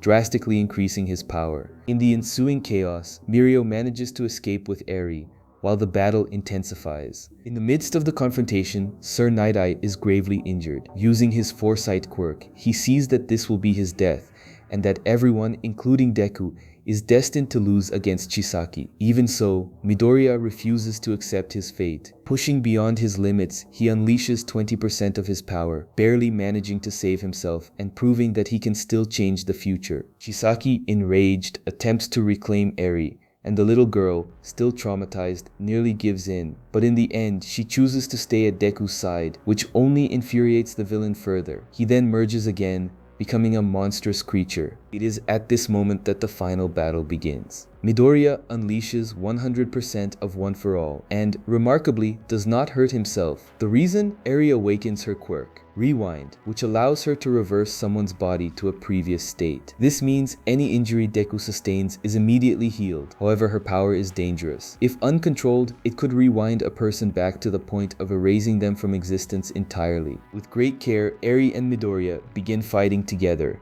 he giving everything with One For All, while she ensures no injury holds him back. United in this way, they push forward until they finally defeat Chisaki once and for all. Shortly after, the police arrive, arresting the Yakuza members and taking Chisaki into custody, and Aizawa uses his erasure quirk to suppress Eri's power, managing to stabilize her. Everything would have ended perfectly, if not for Sir Night-Eye's critical condition, which is confirmed at the hospital. Even on the brink of death, Night-Eye acknowledges that Midoriya succeeded in defying fate and proves himself truly worthy of carrying One For All.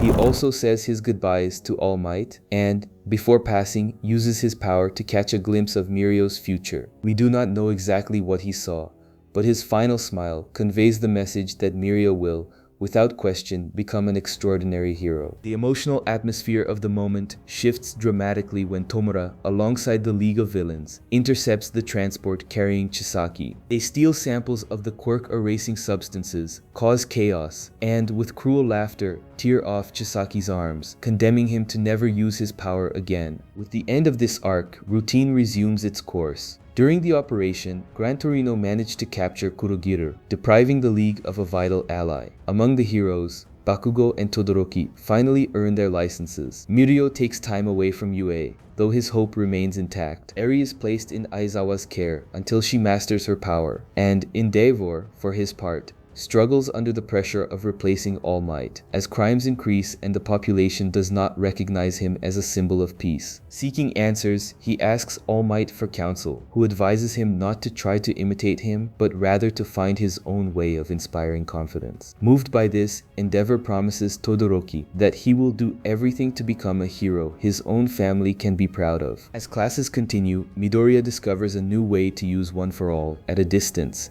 At the same time, the students begin preparations for the school festival. During this period, Eri is welcomed into the academy, and two new villains emerge, Gentle Criminal and La Brava, a couple marked by a tragic past who record their crimes to post online. Midoriya ends up crossing paths with them by chance, and of course, manages to defeat them. The festival takes place without major incidents and, most importantly, Eri finally manages to smile and enjoy herself like an ordinary child. Shortly thereafter, the ceremony officially naming Endeavor as the new #1 hero takes place. On this occasion, we also meet some of the heroes ranked highest on the list. Number 5, Mirko, the rabbit heroine, possessor of legs with staggering strength. Number 4, Edgy Shot, the ninja capable of folding his body like paper. Number 3, Best Genist, previously ranked 4th. Number 2, Hawks, an affable young man whose quirk, Fierce Wings allows him to control each feather of his wings telekinetically. Despite his title, Endeavor still carries a poor reputation. People distrust him, and Hawks is fully aware of this. For this reason, he approaches Endeavor and informs him of recent Nomu attacks,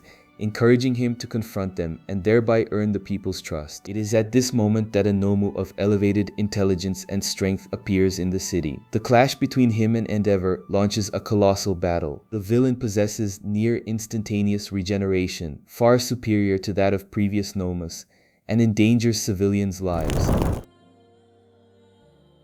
forcing Endeavor to give everything he has while never losing focus on protecting them. After an enormous sacrifice, Endeavor finally defeats it, but emerges gravely injured, earning a striking scar across his face in the process. This act, however, earns him the public's respect and even Todoroki's acknowledgement. That same night, Midoriya has a peculiar dream in which he encounters the former One For All users. In this vision, the first user appears alongside All For One, and we discover that they were brothers. All For One had, since the very beginning, been manipulating quirks, granting or stealing them in exchange for submission, thereby building a loyal army. The brother, although opposed, was too weak to stand against him. In the memory, All For One forces a quirk upon him, giving rise to One For All. Before the dream ends, the first user addresses Deku directly, calling him the Ninth, and revealing that another singularity still exists within him. Upon waking, Midoriya shares what happened with All Might, who explains that visions involving former users are normal, but speaking directly with them is something entirely unprecedented. Shortly after, they encounter Aizawa and Shinso. Meanwhile, the students revisit Endeavor's battle and head into a simulated training exercise, pitting them against their classmates who take on the role of villains, with Bakugo, as usual, ending the fight with everything he has. From the hospital, Endeavor also recalls his encounter with Dabi. The fight never fully materialized because Mirko intervened, and Dabi had no interest in taking on two heroes at once. Later, Hawks meets with him in secret. At first glance, it appears to be a betrayal, but in reality, Hawks is operating undercover at the request of the professional heroes, seeking information on the League of Villains. The mission, however, is not simple, as Dabi and the others do not yet fully trust him. 3 days later, Endeavor leaves the hospital with his face marked by a deep scar that nearly cost him an eye. He tries to rest at home, but the traumas of the past and his broken relationship with his family make this return more difficult than any battle. Several of his children cannot even bring themselves to look at him, making it unmistakably clear that his greatest fight is still far from over. On this day, the long-awaited training battle between Class 1A and Class 1B finally takes place, with a special guest, Shinso, who dreams of joining the hero course. The battles will be conducted in teams of 4, but since the numbers do not add up evenly, Shinso will have to fight twice, once alongside Class 1A and once alongside Class 1B. The rule is straightforward. The winning team is the one that manages to capture all of its opponents. The matchups are determined as follows. First battle, Kaminari's team 1A against Jurota Shishida's team 1B. Second battle, Momo's team 1A against Itsuka Kendo's team 1B, which includes Manga Fukidashi. Third battle, Todoroki's team 1A against Tetsu's team 1B. Fourth battle, Bakugo's team 1A against Juso Honenuki's team 1B. Fifth battle, Deku's team 1A against Neito Monoma's team 1B. Shinso participates on Kaminari's team and also on Monoma's. Right at the opening of the first battle, the Beastman Shishida surprises everyone by assuming his bestial form and growing in size, putting Class 1A at a disadvantage. It is at this moment that Shinso reveals how his quirk works. He can take control of anyone who responds to his voice, turning them into literal puppets. The fight grows complicated for Class 1A, as Kirishima and Koda end up being captured. In return, they also manage to apprehend Kosei Tsuburaba, the boy capable of creating solid air cubes. Class 1A's strategy takes shape when Tsuyu Asui uses her own secretions to mask the scent of her allies, preventing Shishida from tracking them. Taking advantage of the opening, Shinso launches his brainwashing against Ibara Shiozaki, the saint of Class 1B, who had been causing the most trouble. From that point, it becomes easier, and they manage to capture the remaining enemies. With that, victory in the first battle goes to Class 1A. Meanwhile, All Might and Midnight, who are watching everything, take the opportunity to offer advice and point out areas of improvement for the students. Without delay, the second battle begins. Momo Yaoyorozu's team against Itsuka Kendo's, which includes the presence of manga Fukidashi. Tokoyami opens the fight by using Dark Shadow to locate the opponents, but Class 1B has a card up their sleeve, Shihai Kuroiro, capable of manipulating shadows. He manages to invade Dark Shadow and wrest control away from Tokoyami. Before that, we see a flashback of Tokoyami's training with Hawks, where he learned the technique called Black Fallen Angel, which essentially allows him to fly, though in this situation it proves of limited use. As the confusion spreads, Kinoko Komori, the mushroom girl, covers the entire battlefield with her creations, separating the opponents. Momo directly faces Itsuku Kendo, but unfortunately ends up being defeated. On the other hand, Toru Hagakure, the invisible girl, manages to overcome manga Fukidashi. Nevertheless, Tokoyami cannot withstand Kinoko's assault and goes down, resulting in Class 1B's victory. Despite the loss, Class 1A comes away from the bout with many lessons learned. While the injured are taken to the infirmary, All Might pulls Deku aside and asks if he noticed anything unusual about his quirk, but he denies it. Bakugo, overhearing the conversation, delivers a pointed message. He warns that Deku needs to master his power soon, as he himself has been making considerable progress. Then comes the third battle, Todoroki's team against Tetsutetsu's. Nervous, Tetsutetsu begins destroying the terrain without thinking, easily giving away his group's position. At this point, the narrative briefly cuts to Endeavor, who is in action capturing a villain. He even tries to send messages to Todoroki via phone, but his son simply ignores them. Minutes later, Todoroki launches his attack using ice, but Juzo Honenuki, the student capable of softening surfaces, neutralizes much of the blow. Meanwhile, Ida faces Honenuki directly and, recalling his brother, feels driven to fight with even greater determination, forcing his rival to fall back. Elsewhere in the arena, Ojiro struggles against Senkaibara, who spins parts of his body like a drill, but Ida arrives in time to help, and together they manage to capture Kaibara. Meanwhile, Todoroki faces Tetsutetsu and quickly realizes that neither his ice nor his fire have any effect, as his rival had trained in a furnace specifically to overcome that weakness. Amid the mounting pressure, Todoroki begins to recall moments from his past and, seized by an overwhelming force, unleashes flames even more intense than those of his own father. Even so, Tetsutetsu does not yield. Elsewhere, Setsuna Tokage,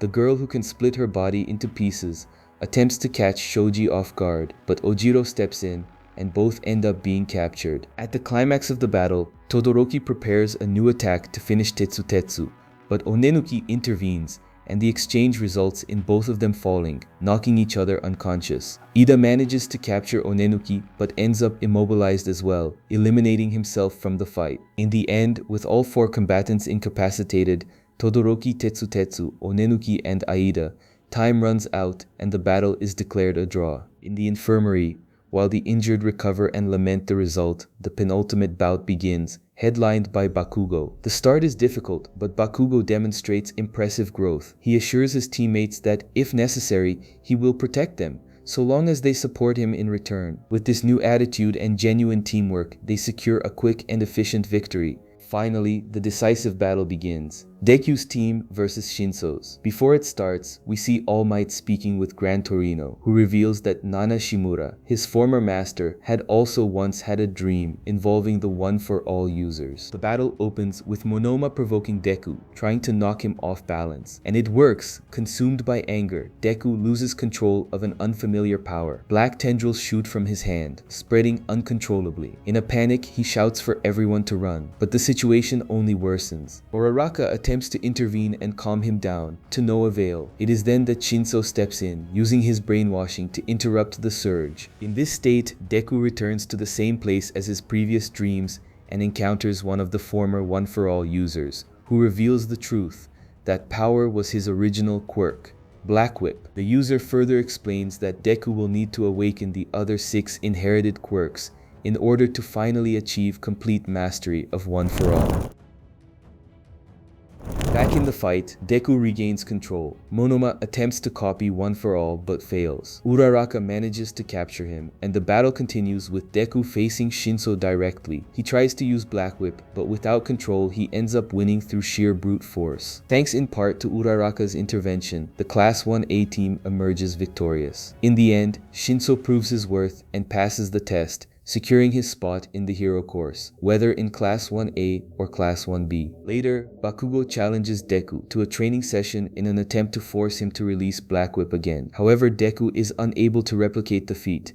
He decides to come clean with All Might, telling him everything he experienced, but not even the former #1 hero can explain it. This means Deku is the first user of One for All to access the quirks of the previous holders. The next day, Monoma runs a test to copy Eri's quirk, but fails, since his ability doesn't work with accumulation type powers, like hers or One for All itself. Meanwhile, Bakugo and Todoroki take their provisional hero license exam, and shortly after passing, face a group of villains, earning their first official capture as licensed heroes. A few days later, the terrible Deku City incident takes place, where a massive villain attack destroys the area in under an hour. At UA, the teachers invite Mante Lady and Midnight to run a special training session on how to deal with the press. Meanwhile, All Might begins writing a notebook full of his memories, intended for Deku, and the school's principal warns the faculty that hero internships will resume soon. With the arrival of Christmas, the students celebrate alongside Eri, giving the little girl moments of pure joy. Behind the scenes, however, Hawks continues his dangerous mission. He speaks on the phone with Dabi, who gives him one last chance to prove his loyalty to the League of Villains. Hawks then relays everything to the Public Safety Commission, making it clear that he is acting as an undercover spy. He later visits Best Jeanist, still recovering from his injuries, and temporarily neutralizes him to fake his death, thereby earning the League's absolute trust. The new year arrives, and Deku celebrates with his mother, taking the opportunity to tell her about the incident involving his new power. The following day, he says his goodbyes and heads off to his internship at the agency of the current #1 hero, Endeavor. The curious detail is that not only he but also Bakugo and Todoroki choose the same place to train. Endeavor deep down only wanted his own son there, but ends up accepting all three at once. The trio's first hands-on experience comes when Endeavor rushes out to stop a villain. He captures him efficiently, but receives an unexpected assist from Hawks, who shows up only to hand him what appears to be an ordinary book. In truth, Hawks needed to pass along a secret message since he was being constantly monitored. He even hands copies of the same book to Deku, Bakugo, and Todoroki, nicknaming them the Three Musketeers there and then. Back at his office, Endeavor notices a message hidden between the lines of the book. The true enemy is the Paranormal Liberation Front, an organization formed from the union of the League of Villains and the Meta Liberation Army. The group has over 100,000 members and plans to make their move in 4 months. Meanwhile, Hawks meets directly with the front's leaders, feigning loyalty to gather information while simultaneously working out strategies to defeat them before they can act. Endeavor understands the gravity of the situation. Those internships were no simple training exercises, but a way to prepare the young heroes for an imminent war. With that in mind, Endeavor decides to train Deku, Bakugo, and Todoroki intensively. The first thing he asks of them is to reveal their goals. Deku says he wants to increase his power without hurting himself. Bakugo wants to learn skills he couldn't master on his own, and Todoroki, in turn, asks to be treated as an equal, not merely as his son. Training begins with the daunting task of keeping up with Endeavor's staggering speed. Outside the training grounds, Endeavor decides to invite the trio to dinner at his home. He asks his daughter Fuyumi to organize a big feast. It's shown that when he sleeps, Endeavor dreams of his family together and happy, but always without himself present in the scene. The following day, even without having matched his speed, the three young heroes head to the Todoroki family home for dinner. Upon arriving, Deku immediately senses the heavy atmosphere between the family members. Fuyumi is the only one making an effort to keep things harmonious, while Natsuo, the older brother, still can't even bring himself to speak to his father. It's also revealed that the scar on Todoroki's face was inflicted by his mother. In a private moment, Todoroki confesses that he's considering forgiving Endeavor, and Deku supports the possibility. Bakugo and Natsuo overhear the conversation, as does Endeavor himself, who is later seen praying before a memorial altar dedicated to Toya Todoroki. his white-haired son believed to be dead. On the way back to the agency, the trio and Endeavor are caught off guard by a villain who kidnaps Natsuo. Driven by revenge against the hero who captured him in the past, the criminal demands reparations. Endeavor tries to handle the situation, but Deku, Bakugo, and Todoroki don't stand by idly. They apply the techniques they've been practicing. Todoroki experiments with his father's flash fire fist, while Deku attempts to control Black Whip. The battle is intense, but together they manage to save Natsuo and defeat the enemy. Despite having saved his life, Natsuo still has no desire to forgive Endeavor.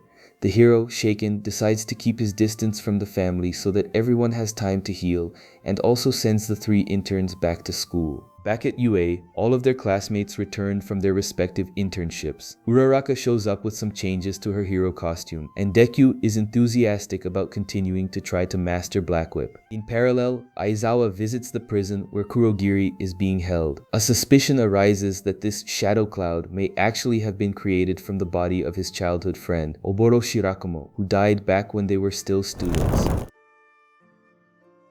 Since nomas are made from corpses, there's a chance that Oboro is, in some form, still alive inside that creature. Aizawa, visibly emotional, recalls stories from the youth he shared with his friend and is brought to tears but yields no concrete result. Kurogiri continues to act as a cold-blooded villain, even going so far as to mock him. Shortly after, we see Hawks alongside the League of Villains, reflecting that little by little, all the pieces of the puzzle are falling into place, and that soon he'll have clarity on their plans. Meanwhile, the students of Class 1A, taking advantage of Aizawa's absence, show All Might the progress they've made during their internships. The result is clear. They've gotten considerably stronger. A few hours pass before Aizawa returns, visibly exhausted. At that moment, he and Mirio arrive with the news that Eri isn't feeling well. Aizawa, concerned, reassures the girl that no matter what happens, they'll be by her side to help her through everything. In parallel, All Might hands Deku a notebook full of his memories,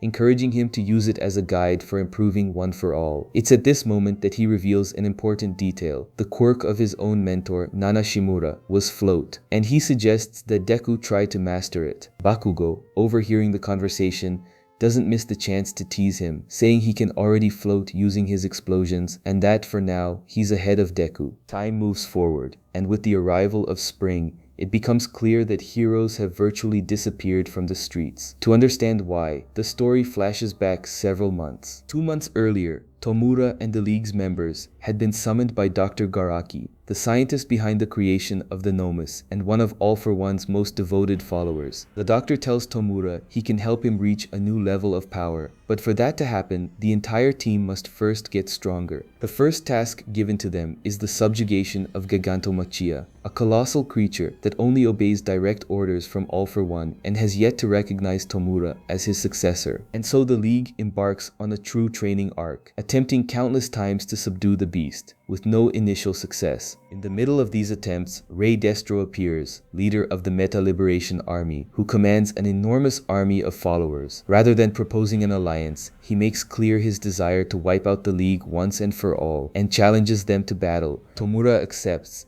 taking advantage of the fact that Gigantomachia is already relentlessly pursuing him, and redirects the creature toward the battlefield, intending to deal with both problems at once. The fight takes place in Deika City, completely overtaken by the Liberation Army, and what follows is total chaos. Each member of the League is forced to push beyond their limits, evolving their powers mid-combat. Toga, for example, is nearly killed in a massacre, but the trauma causes a new ability to awaken within her. In addition to copying people's appearances, she can now also use their quirks.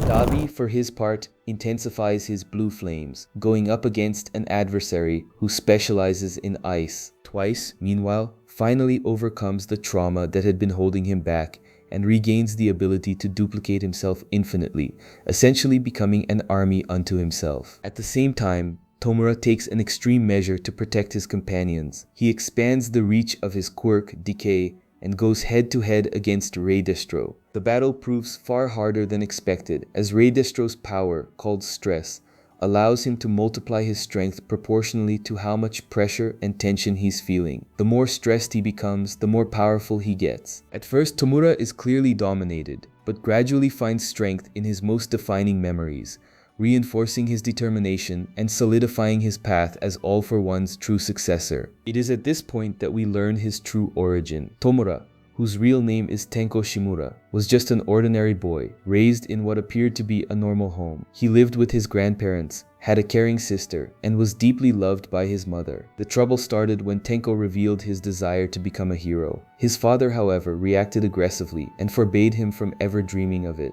The reason lay in his own trauma. His father had been abandoned by his mother, Nana Shimura, the former holder of One for All, who chose her mission as a hero over her family. That resentment led him to never accept his son following the same path. He didn't just forbid Tomura from dreaming of becoming a hero with harsh words. His father's obsession and abuse were so extreme that they turned the boy's childhood into a living nightmare, one in which neither his mother nor his grandparents did anything to protect him. Until one day, in the depths of despair, after being beaten again and crying uncontrollably, his quirk awakened. The problem was that in the moment of activation, he was hugging his dog. Within seconds, the animal was disintegrated before his eyes. From that point on, everything spiraled out of control. Without understanding or being able to stop that devastating power, Tomura ended up killing his entire family. First his sister, then his grandparents, then his mother. Finally, he turned on his father. But unlike the others, that one he killed on purpose, consumed by deep accumulated hatred. After that, Tenko, who was not yet Tomura, wandered the streets alone, completely lost, waiting for someone to extend a hand. But nobody did anything, not civilians, not police, not even the heroes he had once admired so much. The only one to offer him help was All for One. He took him in, gave him a new name, helped him control his power, and above all gave him a purpose: to destroy the society that had abandoned him. In the end, Tomura grew strong enough to defeat Redestro and seize leadership of the Liberation Army. Gigantomachia witnessed this feat and, finally, came to recognize him as a worthy successor to All for One. So the Paranormal Liberation Front was born, uniting the League and the Army under a single banner with a date already set for their first move, 4 months later. Yes, the same 4 months Hawks had predicted. Before, we didn't know why that was the time frame, but now it became clear. It was the time Dr. Garaki needed to complete the enhancements to Tomura's body. And so we marched toward the war between the heroes and the Paranormal Liberation Front. The villains are just steps away from launching their attack. The plan, as Hawks discovered with the unwitting help of Twice, who had come to trust him as a genuine friend, is simple. As soon as the Doctor finishes his experiments on Tomura, the front will mobilize its massive army to attack the biggest cities, spreading chaos. The perfect scenario for Rey Destro and his allies to infiltrate politics and slowly bring down the existing order. One important detail: while Tomura wants nothing but total destruction, the ideology held by the rest of the front is to create a society where everyone can use their quirks freely, without the restrictions imposed by heroes. In theory, it almost sounds reasonable, but in practice, it would mean collapse. That's why heroes and law enforcement decided to act before the deadline, striking before Tomura becomes unstoppable. The operation was divided into 2 major fronts, both of them crucial. The first is Endeavor's team, made up of him, Aizawa, Mirko, Ryukyu, Present Mike, and several others. Their mission is to raid the hospital where Dr. Kyudai Garaki, founder and owner of one of the country's largest hospital chains, secretly operates. There, in the basement of the building, he has been using the bodies from the morgue as raw material to create nomas, stealing quirks from innocent people and experimenting freely. A curious detail: this very same doctor is the one who, early in the series, told Deku he would never have a quirk. The second front will be led by Ejishut, the ninja hero ranked 4th on the hero charts. He'll command Midnight, Gang Orca, Suniter, Fatgum, and other heavyweight heroes. Their mission is to attack the front's main base located in the mountains. Both fronts will have support from UA students, who will operate in the rear, providing cover. The assigned mission was straightforward: protect and support civilians, avoiding direct confrontation with the villains as much as possible. However, as is expected by now, our young heroes always end up getting into trouble before anyone else. The battle begins, and right out of the gate the focus shifts to Endeavor's group, which arrives with an intimidating presence, almost like a gang, and quickly takes control of the entire hospital. With the help of an undercover nurse, they manage to locate the doctor and confront him, only to discover, to everyone's disappointment, that the man was nothing more than a clone created by Twice. Even so, it's revealed that the real scientist possesses a quirk called Life Force, capable of granting him near unlimited longevity, which explains how he managed to keep All for One and his creations perpetually young. Speaking of his creations, just moments after being captured, the Doctor summons a horde of Nomas, which immediately begin devastating the hospital and complicating everything for the heroes. Meanwhile, Mirko pushes deeper and deeper into the hospital, and after defeating countless Nomas along the way, reaches the heart of the laboratory just as the real Doctor tries to escape, carrying Tomura, still unconscious inside a capsule, waiting to be awakened. Mirko intercepts him in the blink of an eye, but in doing so accidentally activates a group of 5 ultra-high-end Nomas, each one as threatening as the monster Endeavor previously faced. Despite receiving some help from support heroes, it's Mirko who holds the front line against nearly all of them, never taking her eyes off the Doctor, who does everything in his power to protect Tomura's capsule and flee. At the same time, Midoriya, along with Bakugo and Uraraka, is tasked with safely evacuating all the civilians in the area, while the team at the mountain finally launches its attack. The offensive begins with the Vanguard unit charging directly at the villain's fortress and starting to tear it apart, thanks to one of the teacher's cement-based quirk. It doesn't take long for one of the front's strongest veteran members to counter with a massive electrical attack. What the villains didn't account for, however, was Kaminari being positioned on the front line. The living battery absorbs the entire discharge by himself and clears the way for his teammates to advance without obstacle. From there, the heroes begin surrounding the front on all sides, cutting off escape routes and increasingly cornering their enemies. The tide starts to turn, and one by one the villains begin to fall.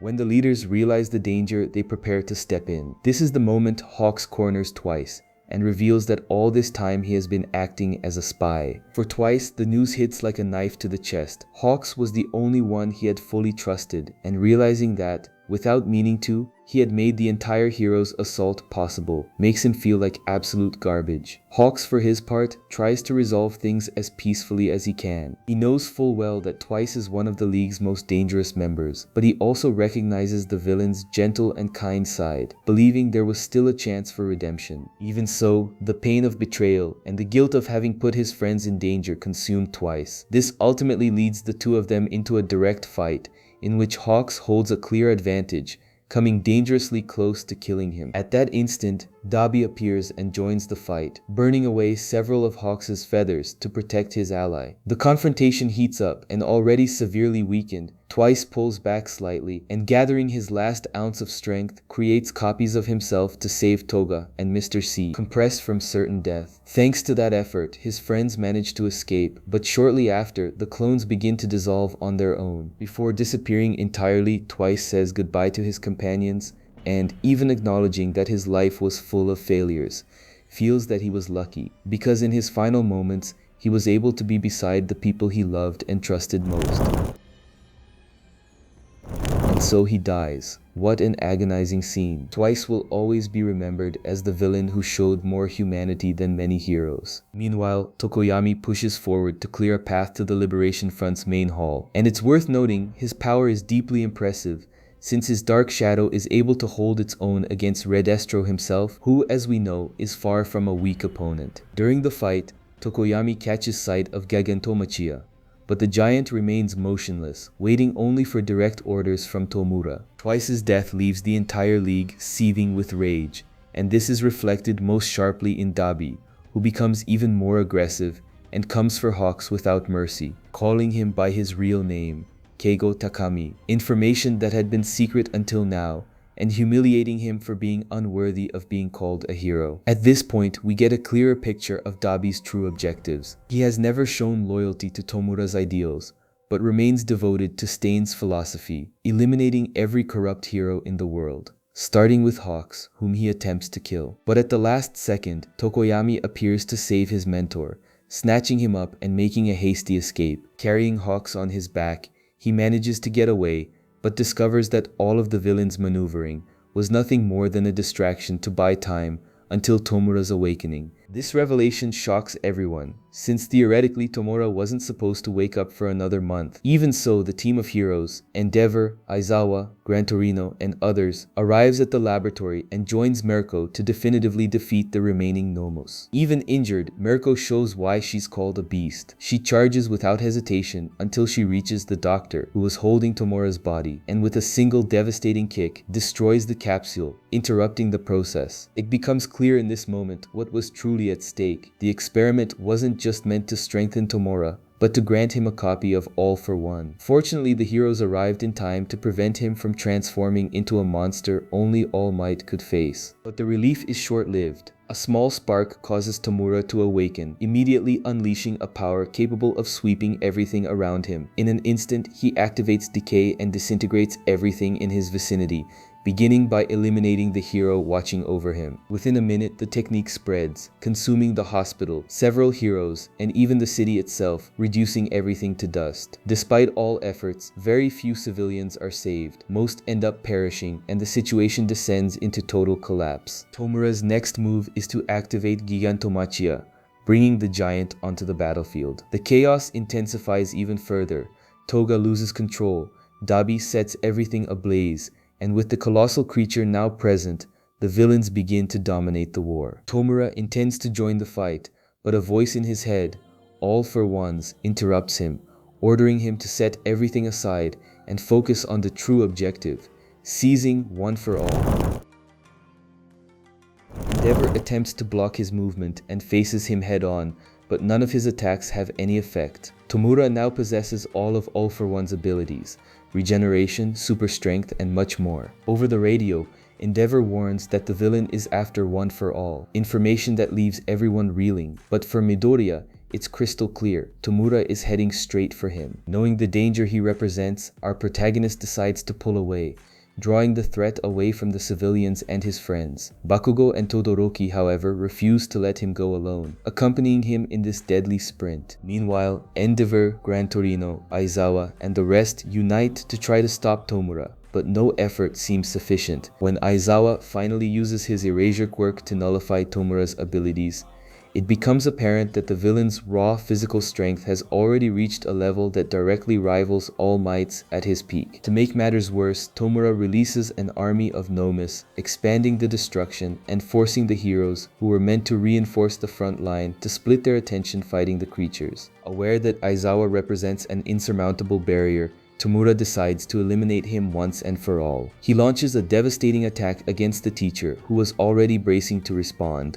But Midoriya interrupts, and determined to protect his mentor, activates the full force of Black Whip, managing to hold Tomura back for a few moments, bearing the weight of a power that threatens to crush everything around it. For an instant, Tomura hesitates in his mission, but All for One's voice echoes in his mind once more, forcing him to advance at any cost. With the combined effort of Bakugo, Gran Torino, and Endeavor, the heroes manage to hold him back for a few moments, but it's clear they won't have the strength to keep him contained for long. Meanwhile, on the front line, Gigantomachia begins marching toward his master, carrying the League of Villains and the Liberation Front members on his back. Mount Lady desperately tries to stop the colossal monster, but her power is no match for that brute force. She receives assistance from other heroes, including Midnight, who throws herself into the fray to help. However, the League, perched on the giant's shoulders, manages to intercept her. Midnight ends up gravely injured, and lying on the ground, uses her last ounce of strength to contact Momo, relaying the situation and asking her to come up with a plan to stop the creature. Momo, demonstrating her intellect, quickly devises a strategy: produce large quantities of sedatives for Gigantomachia to somehow ingest. The team executes the plan with bravery, and after several attempts, it's Kirishima who gets close enough to make the monster swallow the substance. For a few seconds, victory seemed within reach.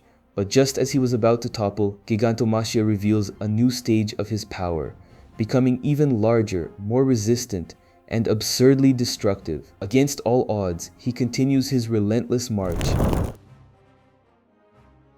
flattening every city in his path on his way to Tomura. Meanwhile, the battle against Tomura and All for One's shadow continues in parallel. Spotting an opening, Gran Torino attacks, but is brutally struck by Tomura, and sent crashing to the ground in critical condition. The sight enrages Midoriya, who charges at the villain, but Tomura is faster and tries to go after Aizawa. In that instant, Ryukyu intervenes, holding Tomura with all her strength, and together with Midoriya, applies pressure. Even so, even cornered, Tomura finds room to free just a few fingers, enough to produce a quirk-nullifying bullet and fire it at Aizawa, hitting his leg. Time seems to freeze.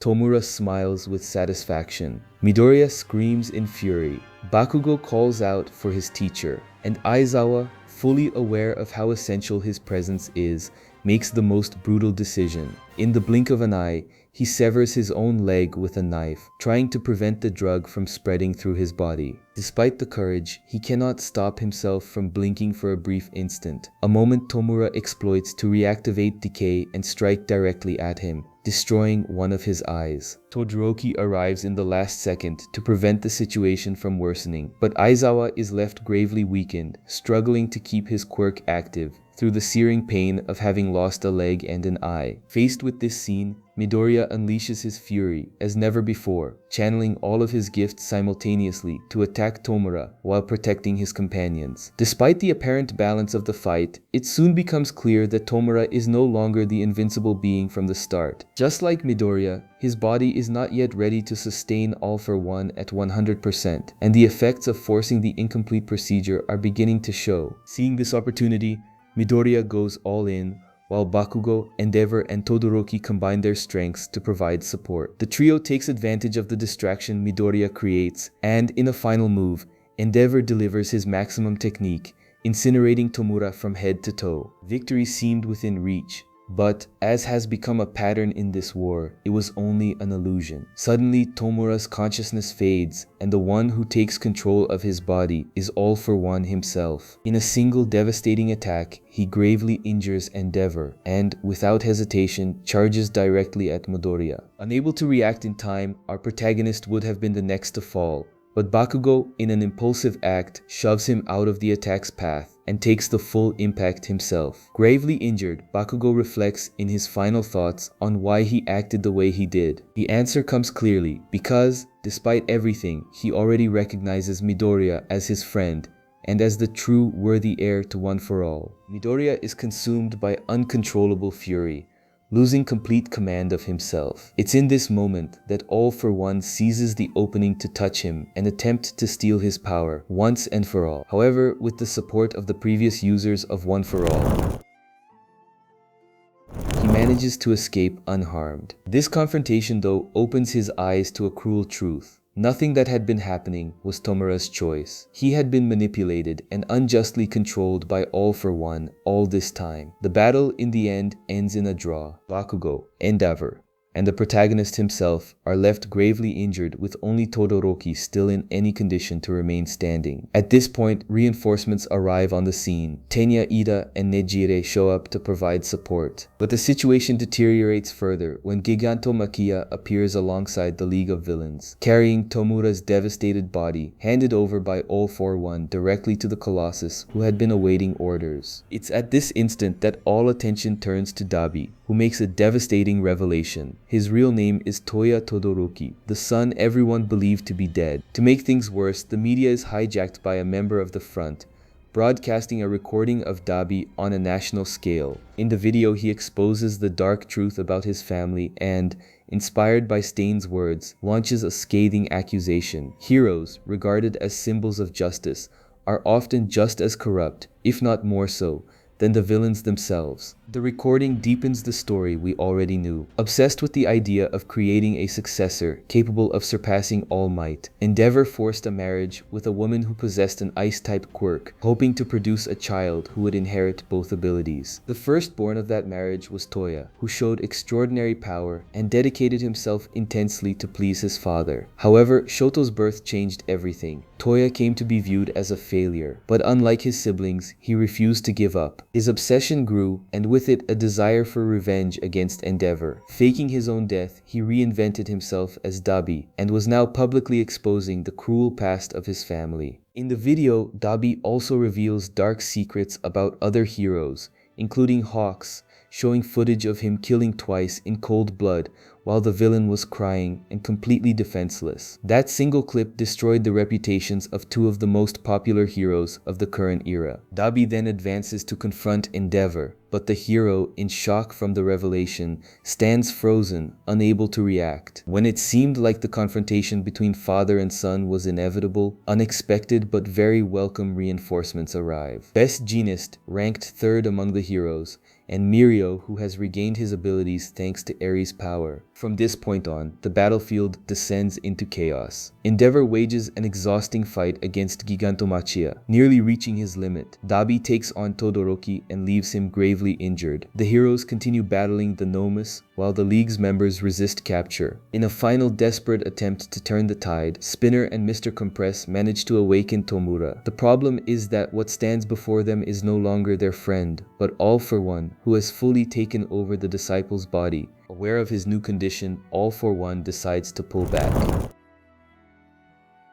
abandoning the League and promising to return and steal Midoriya's power. Midoriya, in turn, takes on a new resolve, not only to defeat All For One, but to free Tomura from his control, believing that, despite all the atrocities, he is still nothing more than a victim. With that, the war between the heroes and the Paranormal Liberation Front comes to a close, but in truth, it marks only the beginning of a real nightmare. Surviving civilians are evacuated, and several villains end up captured. The Doctor, Gigantomachia, Mr. Compress, Redistro, and over 16,000 other front members. However, Toga, Dabi, Spinner, and Tomura remain at large, making it clear that the greatest challenge is still yet to come. Among the many faceless casualties, the war also claimed painful losses, including Twice and the beloved Midnight. But the true turning point came later that same night, when All For One made his next move in the most unexpected way. Within this world, in Japan, there exists a prison called Tartarus, considered inescapable, responsible for holding the country's most dangerous and violent criminals. It was there that All For One's original body had been kept prisoner. After restoring Tomura's body, he makes his way to the facility, accompanied by his small army of Nomus, and, with a single strike, manages to destroy the entire prison. The security systems immediately kick in, but are neutralized by one of All For One's most lethal and overpowered abilities, electromagnetic waves that disable any electronic device within a vast radius, bringing down every defense of the penitentiary and releasing prisoners from their cells. Among the escapees is All For One's own original body, as well as several known villains, including Stain, Muscular, and Chisaki. And it doesn't stop there. The action expands, and soon 6 other major prisons across the country are also attacked, triggering absolute chaos. Japan plunges into panic, since in that moment, it seemed as though there were no more heroes left to protect anyone. The crisis only deepens. The Endeavor scandal, the Hawks video, and the weakness exposed during the war all tarnish the hero's image. Many remain hospitalized, while others choose to retire, and the public's trust in heroes simply crumbles. For the first time in a long while, society begins to act on its own. Civilians, with no training whatsoever, start using their quirks irresponsibly, along with support equipment far too dangerous for them to handle, which only escalates the chaos further. Meanwhile, the heroes remain in the hospital. Bakugo can barely stand, Midoriya remains in a coma, and Endeavor is consumed by guilt, especially for everything that happened to his family. The weight was so heavy it seemed like the end of the #1 hero. But it's at this moment that his wife and all of his children, with the exception of Dabi of course, enter his room to show him he isn't alone.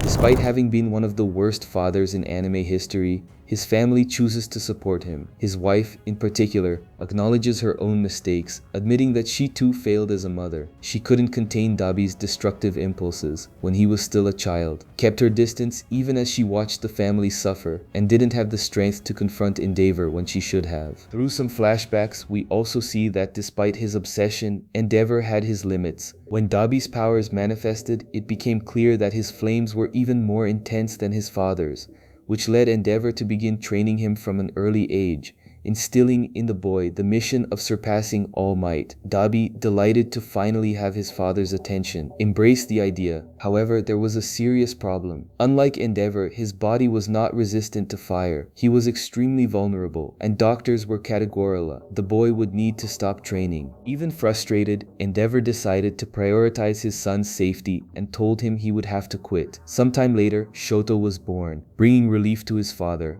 But for Dabi, this was devastating. Ignored along with his other siblings, he began training in secret, feeding on hatred and resentment for having been discarded. His behavior only worsened, and neither his mother nor his father could stop him, until one night his fire spiraled out of control and became impossible to contain. Everyone believed he had died in that incident, but in reality, Dabi survived and remained alive, nurturing the desire for revenge against his father for all the suffering he had endured. Now, the Todoroki family decides to unite to face the consequences of their own sins. But they won't be alone. Hawks and Best Janist also arrive to declare their support for the mission, holding on to the hope of finally defeating one of the League of Villains' most powerful members. In the meantime, speculation begins to arise about the true meaning behind One for All, though it's worth remembering this is not public knowledge. This mystery leads several heroes, including Hawks and Endeavor, to suspect that our protagonist is directly tied to everything that has been happening. Speaking of him, we discover that, running parallel to these events, Midoriya is experiencing something of a mental meeting with all of the previous users of One for All. Among them are Nana Shimura, the original user of the quirk, a blonde man who walks barefoot, All Might, the Black Whip guy, another in a red jacket, and two who, for some strange reason, remain turned toward the wall without saying a single word. Confused by the situation, Midoriya tries to understand what's happening, and the original user explains that in recent months, the power's reach has expanded. Furthermore, after the confrontation against All for One, the previous users are now able to materialize before him. At that moment, the blonde man rises and introduces himself, Hikage Shinomori, the fourth heir to One for All. He reveals that in the last battle, Midoriya managed to manifest his quirk, Danger Sense. Shinomori also explains that he didn't die in combat, but of old age. When asked his age, he answers that he only lived to 40, revealing that the human body cannot withstand so many accumulated quirks, which accelerates physical deterioration. Midoriya is stunned, since All Might lived much longer, but Hikage clarifies, All Might was born without any power at all. Because he had no quirk of his own, his body was able to make full use of One for All without suffering the compounding burden of the previous users. The original user confirms this, and adds that, based on what they've observed, One for All responds best when passed to someone born without a quirk. This revelation is crucial because with the power accumulated across generations, someone born with a quirk of their own might not even be able to withstand receiving it, and could die the moment they did. This implies that going forward, One for All can only be inherited by someone without a quirk of their own. But in modern society, virtually everyone is born with some kind of ability. In other words, Midoriya may very well be the last successor. The bigger problem, however, isn't the lineage coming to an end, it's the lineage ending before All for One is defeated. It's at this point that Nana Shimura turns to Midoriya with a serious expression and asks the question nobody expected. Would you be capable of killing Tomura? For her, the question was unavoidable, since it was clear that Midoriya wanted to save him, not destroy him. The other users confess that they cannot see what he sees. While Midoriya sees in Tomura's gaze someone crying for help, they can only perceive hatred and resentment. Even so, our protagonist doesn't waver. He states that he understands some villains can only be stopped with overwhelming force, but that in Tomura's case, he cannot ignore the innocent child he believes still exists somewhere inside him. For Midoriya, killing cannot be the first option. He reminds them that One for All was not created to exterminate, but to protect, exactly as All Might taught him. His words end up convincing the others, who decide to support him. Meanwhile, in the real world, All Might gathers Hawks, Best Jeanist, and Endeavor and reveals the full truth about One for All. Together, they decide to organize a press conference to clarify the events of the battle and try to reignite some of the hope the public has lost. But rather than denying or hiding facts, Endeavor takes public responsibility, confirms that he is Dabi's father, and admits that everything the villain said about him was real. Hawks also confesses what happened with Twice, accepting his share of the blame. However, both acknowledge that nothing they've done can be erased. The only way forward now is to rise back up and mobilize everything they have to defeat once and for all, the remaining villains. They explain that from this point on, hero schools like UA will also function as shelters, at least until the situation is under control. Despite the reduced number of active heroes, Those who remain will do everything in their power to protect the population. Time passes, and one morning, our protagonist simply vanishes. Before leaving, he writes letters to each of his friends, revealing the full truth about One for All, and explaining that in order to keep everyone safe, it would be best for him to act alone. He officially leaves the academy and embarks on a dark journey, determined to restore peace on his own. It's at this moment that the protagonist takes on an almost seinen protagonist-style persona, defeating villains one by one, always on the edge of the law but with the attitude of a lone vigilante. During one of these patrols, he comes across two students from Ketsubutsu Academy facing an enemy. It wasn't just any villain, it was Muscular, the same one responsible for the death of Kota's parents, and the very same enemy Midoriya had faced during the training camp. Muscular recognizes him immediately and comes for him, but with the help of the Ketsubutsu student, Midoriya manages to defeat him and hand him over to the authorities. This scene gives us a glimpse of what his daily routine has been like, and also helps better explain the reasons behind his decision to step away. In his attempt to keep his mother and friends safe, he began working alongside All Might, Hawks, Best Jeanist, and Endeavor, conducting constant patrols. In addition, guided by the previous users of One for All, he has better mastered his power and awakened two new abilities: Smokescreen, which creates a dense fog, and Danger Sense, which alerts him to imminent threats. As if that weren't enough, he can now control One for All at 45%, giving him more confidence to fight alone. During his rounds, even in the face of public rejection toward both him and heroes in general, Midoriya holds firm to his principles and his primary goal: to protect everyone and stop All for One's plans. Of course, the task is far from simple.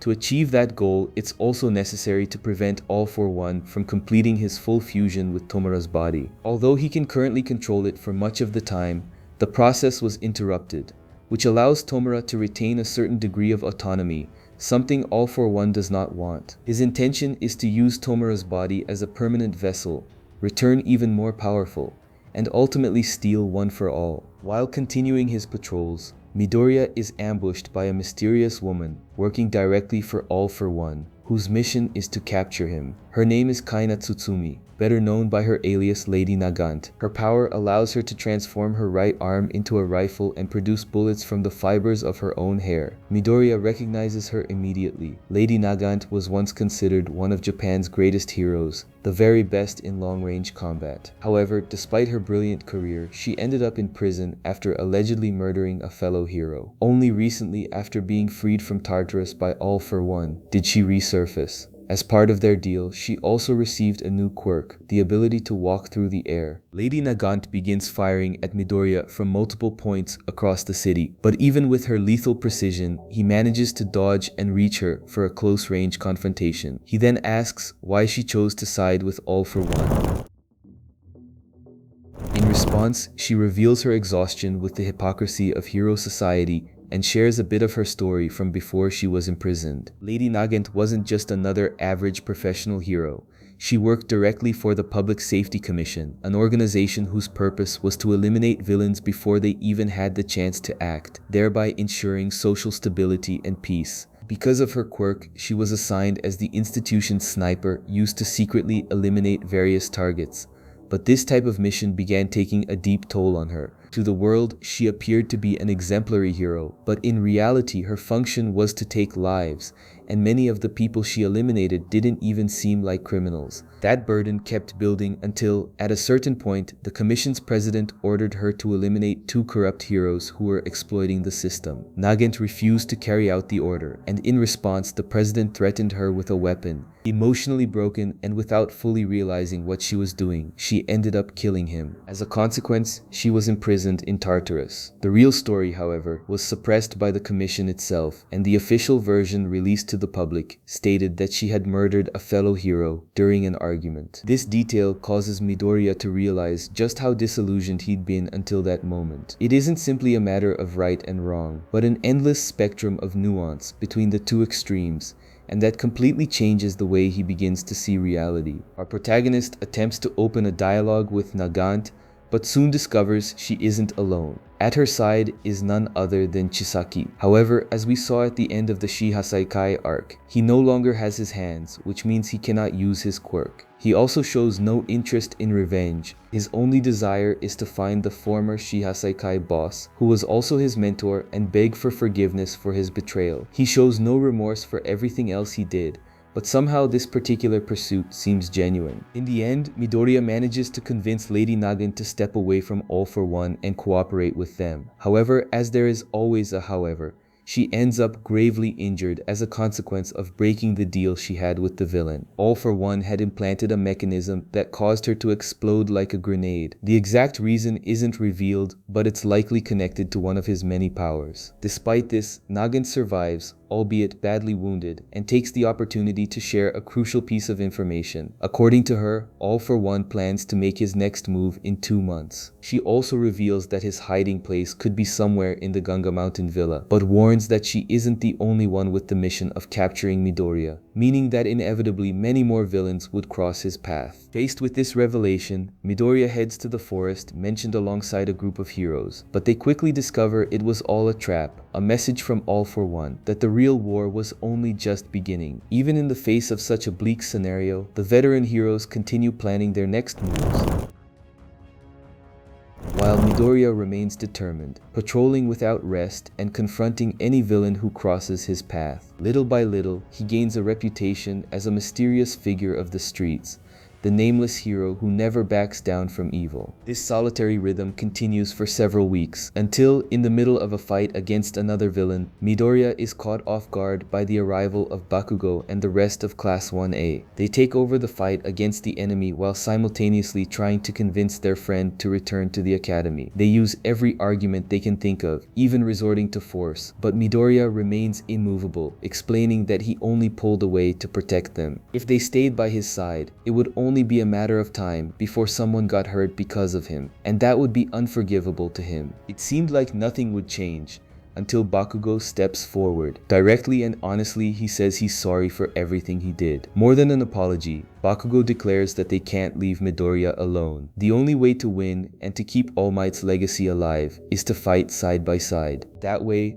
when the weight of responsibility becomes too much for him to carry alone, his friends will be there to support him. Recognizing that he had underestimated their strength, Midoriya agrees to return to the school, which now serves as a refuge. However, the moment they arrive at the entrance, they are blocked by the residents, civilians who raise suspicions that he may be the very target All for One is after. The fear is that by allowing him inside, they would only attract more villains and end up putting everyone at risk. Understanding their reasons perfectly, our protagonist says nothing, simply turns away and begins to walk off. But Uraraka stops him, taking his hand, and with nothing more than a look, conveys that everything will be alright. The tension in the air builds, and it seemed like the residents wouldn't give an inch until several heroes begin speaking up to reassure them about Midoriya's presence. The first is Best Jeanist, who states that Deku isn't just one of the strongest heroes right now, but a key piece in the fight, since he can be used as bait to lure out the villains and defeat them. Then Uraraka takes the floor and reveals that Midoriya possesses a power created specifically to counter All for One, making him the only real hope of defeating him. She also reminds everyone that during all this time, he put others' safety above his own, and that now the moment has come for everyone to unite and protect him. Shortly after, Kota appears alongside a girl with a mutation-type quirk that Midoriya had recently helped. Both speak on his behalf, highlighting how dedicated he was to fulfilling his role as a hero. Gradually, the crowd begins to soften and realize that they can no longer see heroes as untouchable,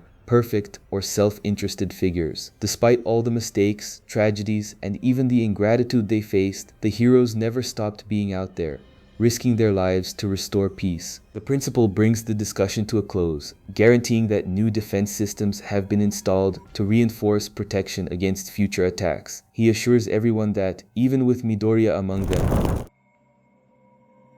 the school remains the safest place they can be. This convinces the rest, who slowly begin to recover hope and, in the end, welcome Midoriya as he deserves. There is, however, an important parallel point to all of this. The principal has a conversation with Aizawa and reveals that rehabilitation techniques have begun to be applied to Kurogiri. There is a real chance he might recover his original consciousness, that of the lost friend, rather than remaining a simple puppet of All for One. All Might is walking through the city. He stops in front of his own statue and, filled with frustration, berates himself for feeling useless and incapable of acting in such a critical moment. At that instant, Stain appears, the hero killer, and threatens to kill him if he keeps degrading himself. All Might insists that his legacy is over, that without powers there isn't much he can do to change the situation. That's when Stain forces him to look around. Right there, a young girl was approaching to clean his statue, and she did it every day, without fail. This girl, Stain reminds him, was the last person All Might saved in his battle against All for One. Looking him straight in the eye, Stain says that this is his true legacy. It was never about brute strength or power, but about the courage to keep smiling and protecting others, even when all seemed lost. His legacy lives on in that girl, in Midoriya, in the UA, students, in everyone, except in himself. The time has come to stop lamenting and start acting again, not as the most powerful hero, but as the only one capable of inspiring hope. Before leaving, Stain hands All Might a document containing information about the League, which he managed to gather during his time in Tartarus. He warns that if All Might is still a true hero, he'll know what to do with that data, and that when his mission is fulfilled, it will be All Might who has the right to end his life. This information was no ordinary paperwork. They were encrypted copies of data All for One had sent from Tomura's body to his imprisoned original self, back when he was still in Tartarus. The records mentioned that Tomura's transformation process would be complete in approximately 38 days, a deadline that, following the Tartarus breakout, had been shortened. Doing the math, only 3 days remained. Upon learning this, All Might understands that there is no more time. Either they defeat Tomura within that narrow window, or they will have to face his complete fusion with All for One, without any limitations, at the height of his power. Even without his abilities, All Might decides to act. He reaches out to leaders of various countries requesting backup, asking them to send their most powerful heroes to Japan. Most agree to help, but among all of them, one figure stands out. The moment she hears the request, she immediately departs with her team for Japan. We're talking about Kathleen Bate, better known as Star and Stripe, All Might's direct disciple, the #1 hero of the United States, and one of the strongest heroes in the entire world. However, the American government hesitates, fearing that Japan may be only the first phase of a global villain attack and reluctant to leave their own territory vulnerable. Star and Stripe, dissatisfied with her superiors in action, mobilizes her combat unit and heads toward Japan, determined to assist All Might and his allies. On another front, the narrative shifts to the antagonist, All for One. With crime on the rise, his master plan consists of inciting his followers to spread chaos globally. The objective is to force other nations to focus on their own internal crises. However, his strategy faces a significant obstacle. While Japan had All Might, the rest of the world has Star and Stripe as its greatest defender. Thus, All for One's immediate goal becomes defeating the most powerful hero on the planet in order to seize her quirk. Neutralizing her would ensure that other nations, occupied with their own defenses, would be unable to intervene to help Japan. In this context, Giron, one of All for One's subordinates,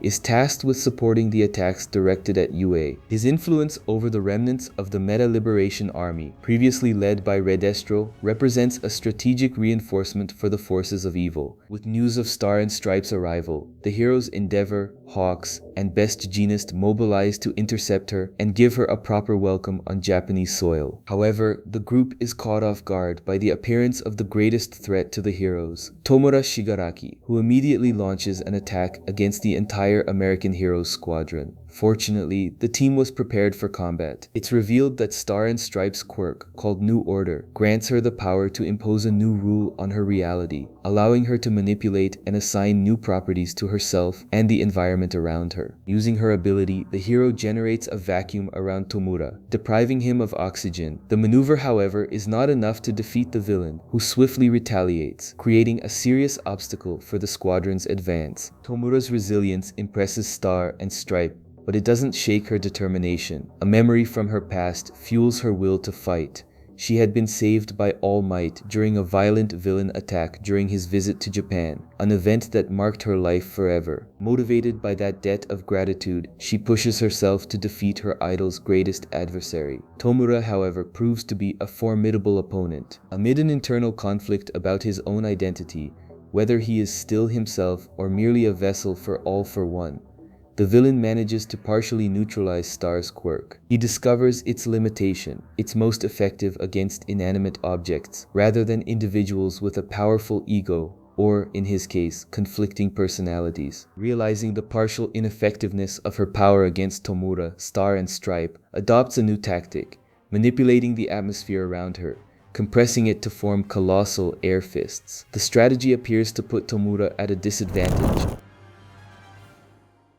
To complete the picture, the United States government decides to intervene, sending military support. Watching their greatest hero on the verge of defeating an adversary that not even All Might could conquer, the nation glimpses the chance to crown her as the new #1 hero of the world. At this point, a flashback reveals more about Star and Stripe's past. It's shown that for a long time she felt diminished within her unit simply for being a woman, despite her colleagues seeing her as a hero of limitless potential, one even capable of surpassing All Might in the future. They believed, however, that such a feat would only be possible once she stopped constantly comparing herself to him. These words of encouragement became her daily motivation. Back in the present, her dream seems within reach. In a decisive move, Star and Stripe alters the rules of reality once more, seizing control of the missiles sent by the United States and unifying them into a devastating strike that seemingly annihilates Tomura. The villain, however, demonstrates his cunning. Anticipating the third rule alteration, he uses his own quirk to shelter himself at great depth,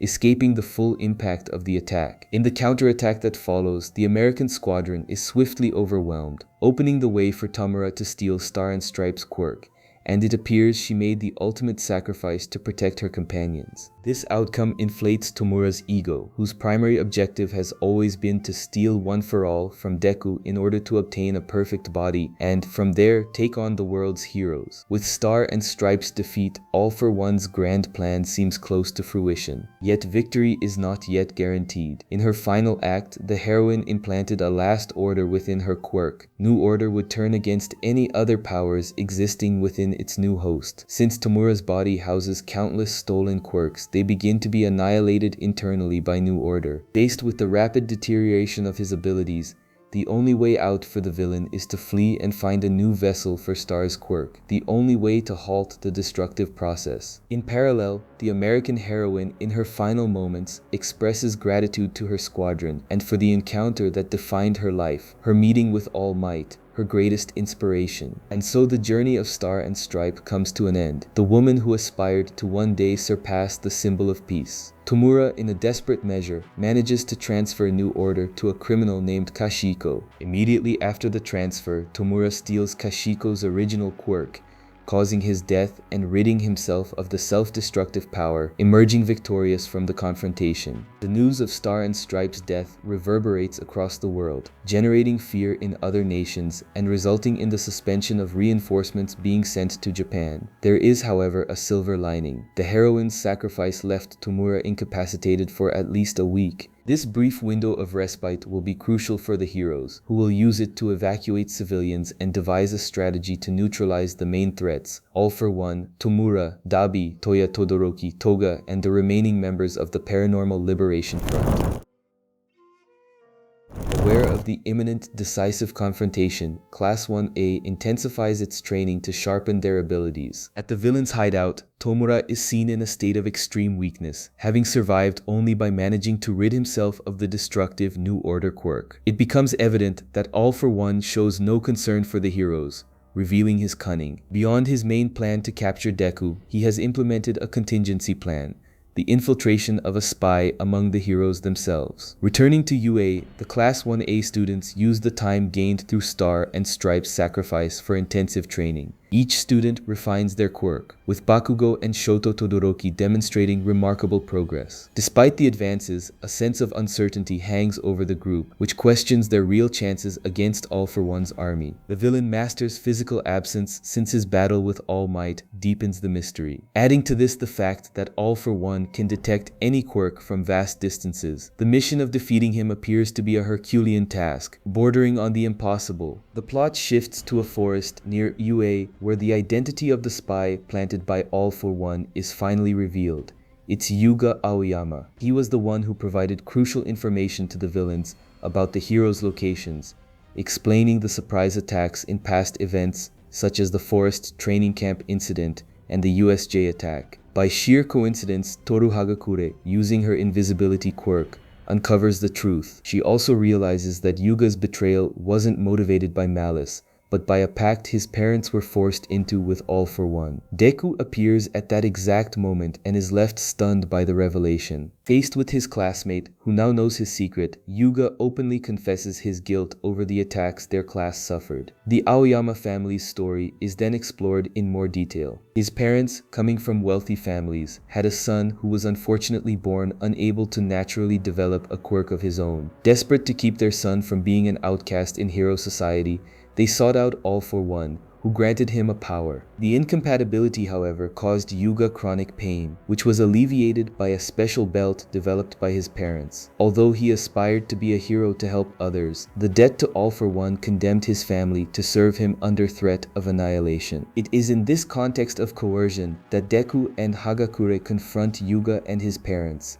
The revelation of the betrayal creates a climate of apprehension among UA's teachers, who now fear for the students' safety, shaken by the presence of an infiltrator working for All for One within their own ranks. However, even knowing about the betrayal, Class 1A is strongly opposed to Yuga and his family being imprisoned, arguing that they were coerced into participating in All for One's plans. Deku offers Yuga a chance at redemption, inviting him to become a true hero. With Yuga by their side, he would become the perfect bait to deceive All for One, who doesn't know his spy has been discovered. The strategy consists of using Yuga to feed false information, potentially leading the heroes to All for One's exact location. Although the idea is strategic, UA's leadership adopts a cautious stance, insisting on an investigation into Yuga's parents before authorizing a counterattack.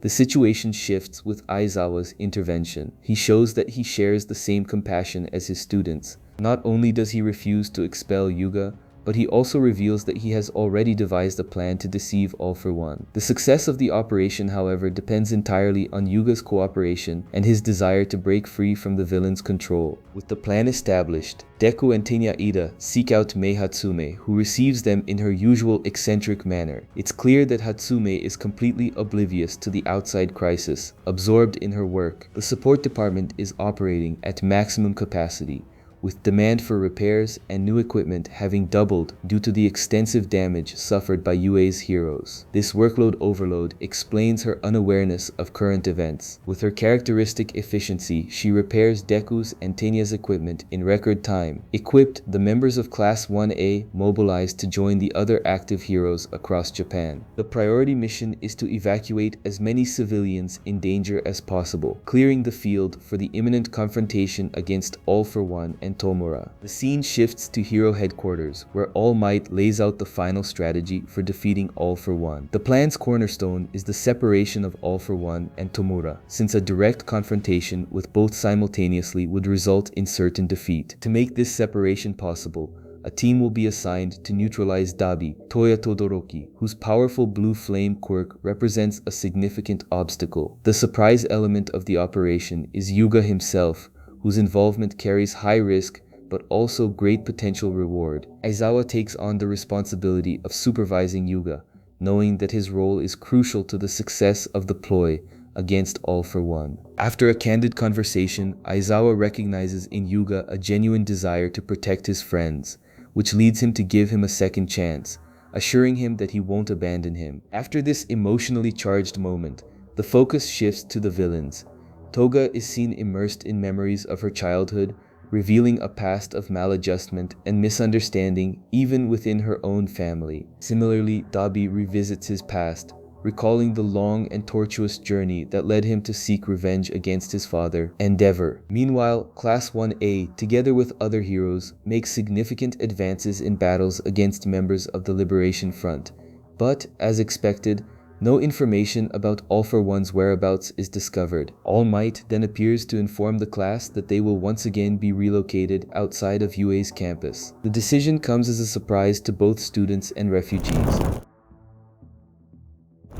Believed Deku would remain protected inside the academy to avoid his capture, suggesting that the move is part of a broader strategy. Class 1A says goodbye to their loved ones once again and, after a brief journey, establishes itself at a new operations base. There, Deku has the opportunity to thank Ochako Uraraka, whose speech was instrumental in helping him regain the public's trust. Their conversation deepens, touching on the humanity they perceive in Toga and Tomura. Despite the villain's terrible acts, the young heroes recognize their internal conflicts and hold onto the hope of being able to save them from their torment. Shoto Todoroki shares a similar feeling regarding his brother Dabi, expressing to his friends a deep desire to bring him back and get him on the right path, despite their bitter rivalry. After a week of truce, All for One launches his final offensive against the hero front. The action is preceded by a secret communication. Through an encrypted message, Yuga arranges a meeting with Deku at a remote dock away from the city. There, Yuga reveals to Deku All for One's true objective: to destabilize the world order, triggering economic and social collapse. The plan aims to devalue currency, cause mass unemployment, and ultimately concentrate all quirks under the dominion of a single being, himself. The conversation is suddenly interrupted by the arrival of All for One, giving the impression that Yuga betrayed Deku. However, the situation turns out to be a carefully crafted trap for the villain. In reality, Yuga remains loyal to the heroes and, overcoming his paralyzing fear, reaffirms his decision to never betray a friend again. All for One, indifferent to the twist, uses his teleportation ability to bring his entire army surrounding the heroes. But the heroes also had a contingency plan.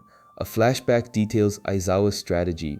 Knowing how difficult it would be to deceive All for One, Shinso was a key piece. With his enhanced brainwashing quirk, he was able to modulate his voice to imitate Yuga's without transmitting fear, which convinced the villain to fall into the trap. For the hero's transportation, All Might used Monoma's quirk to copy Kuroguri's power, allowing mass mobilization without detection. With the first phase successful, the plan enters its second stage, activating a series of containment arenas to imprison and separate the villains. At the crucial moment of separation, Toga manages to abduct Deku, diverting him from his original group. With this, the matchups are set. All for One is isolated with Hawks and Endeavor. Dabi faces Shoto and Tenya Ida head-on. Bakugo and his allies prepare to confront Tomura, with support from Aizawa and Monoma. And finally, Toga faces Ochako and Tsu, now with the unexpected presence of Deku. Tomura Shigaraki is the first to take the initiative, seeking a quick victory, but is caught off guard by a colossal structure designed by the heroes, an airborne coffin, created specifically to contain his abilities. The ingenious creation is the work of Mei Hatsume. It's a floating aerial base with self-repair capability, maintained by heroes with creation-type quirks and powered by others capable of generating electricity. Tomura finds himself forced to fight at a disadvantage, especially when Aizawa, through Monoma's copy, nullifies his powers. Even with his powers suppressed, the battle is far from easy. Tomura can still manipulate his own physiology, warping his body to attack. The situation becomes complicated when Aizawa is informed that Deku has been diverted to Ochako's arena. Since he is the key piece to defeating Tomura, his absence is critical. Teleporting him is not an option, as the movement would cause Tomura to regain his powers. Deku is then forced to find his own way back, while Best Jeanist and his squad try to buy time by distracting the villain. His escape attempt is intercepted by Toga, who, in a moment completely out of step with the battle, proposes to Deku, to his complete bewilderment. Fortunately, Tsu and Ochako's intervention allows Deku to flee, leaving the two heroines to deal with Toga. On another battlefield, Dabi demonstrates overwhelming power, having already defeated most of the heroes assigned to contain him. Witnessing his brother's transformation into a feared villain, Shoto questions what drove Toya down the path of destruction. The answer comes through a flashback revealing Toya's tragic past. From childhood, he relentlessly pushed himself to earn recognition from his father, Endeavor, who in turn only had eyes for his youngest son, Shoto. The pressure and instability of his own quirk led Toya to a breakdown, resulting in his body being consumed by his own flames. After 3 years in a coma, he awoke in a mysterious institution, where he had his first encounter with All for One. There, he was told that his body had been restored, but that his original power was gone, a devastating lie that annihilated years of effort. The final blow came when, attempting to return home, he saw his family appearing to be happy and realized he had never been searched for. In that moment, Toya Todoroki died, giving way to the villain Dabi. Back in the present, Dabi launches an all-out attack against Shoto, who defends himself with extreme difficulty. When Shoto's defeat seems inevitable, he reveals a completely new technique: Flash Fire Fist, Phosphor. Unlike Dabi's self-destructive flames, this ability combines Shoto's ice and fire powers to create an internal flame that causes no damage to his own body, a power evolution born specifically to confront his brother. We discover that Shoto had been developing this ability specifically with Dabi in mind. Through intense training, he managed to master the simultaneous manifestation of cold and heat around his heart, maintaining them in a constant rotation cycle. This new capability allows him not only to withstand Dabi's flames, but also to nullify their heat. However, the weight of the past still haunts Shoto, as he is fully aware that his family's ambition was the cause of his brother's transformation. Fortunately, unlike Toya, Shoto found true friends along the way who never abandoned him and always encouraged him to surpass himself. With this renewed strength, Shoto finally manages to defeat Dabi, freezing his flames and leaving him unconscious. Following this victory, All Might informs the remaining heroes of the major breakthrough achieved by Shoto's team, which serves as motivation for them to continue holding their positions, including the prison-holding Gigantomacha, one of All for One's most powerful allies, now under heavy surveillance. On the other hand, Spinner, under All for One's orders, has the mission of freeing Kurogiri. However, upon hearing of Dabi's defeat, Spinner falls into denial, unable to believe that the villain who seemed destined for greatness has been defeated by his own younger brother. In another scene, Endeavor is shocked to learn of Shoto's victory over Dabi. All for One seizes on the hero's distraction to attack him psychologically, recalling his troubled relationship with his sons. The villain accuses Endeavor of having neglected Toya while imposing his ideals on Shoto, a dynamic that resulted in disaster for both. All for One's words shake Endeavor, who in a moment of carelessness is brutally injured. When All for One is about to eliminate Hawks, Kyoka, and Tokoyami intervene, saving him at the last instant. Hawks fears for the young student's safety, knowing All for One won't hesitate to eliminate them. The villain counterattacks with even greater force, gravely injuring Kyoka and Tokoyami, and leaving Hawks in a vulnerable position. Despite their injuries, the two students, motivated by their companion's pain, manage to execute a combined attack. For All for One, this wouldn't normally be a problem, but for some unknown reason, all the quirks he had stolen begin to rebel against him, leaving him momentarily vulnerable. Hawks seizes the opportunity and, with the help of the Class 1A students, manages to destroy All for One's mask, the device keeping him alive. Despite this bold move, the heroes are once again exposed to the villain's overwhelming power. Fortunately, Endeavor manages to save them from a lethal attack, but loses an arm in the process. Motivated by his past mistakes, Endeavor decides to be reborn and give himself a new chance. With his last remaining strength, he pulls All for One away from the other heroes, taking him into the sky with the intention of incinerating him, but the villain, like a cockroach, refuses to die. Back in the airborne coffin, Tomura continues to be a challenge for Bakugo's team. However, Bakugo has a trump card up his sleeve. Thanks to mechanisms in his suit, he now possesses a powerful weapon that amplifies his explosions, allowing him to destroy Tomura's body faster than it can regenerate. With his howitzer impact cluster technique, Bakugo manages to disintegrate most of the villain's body. Unfortunately, Tomura absorbs the impact and, after shattering Bakugo's arm, uses his own body to attack the remaining heroes. With Bakugo injured, Tomura plans to deliver a gift to Deku, his best friend's lifeless body.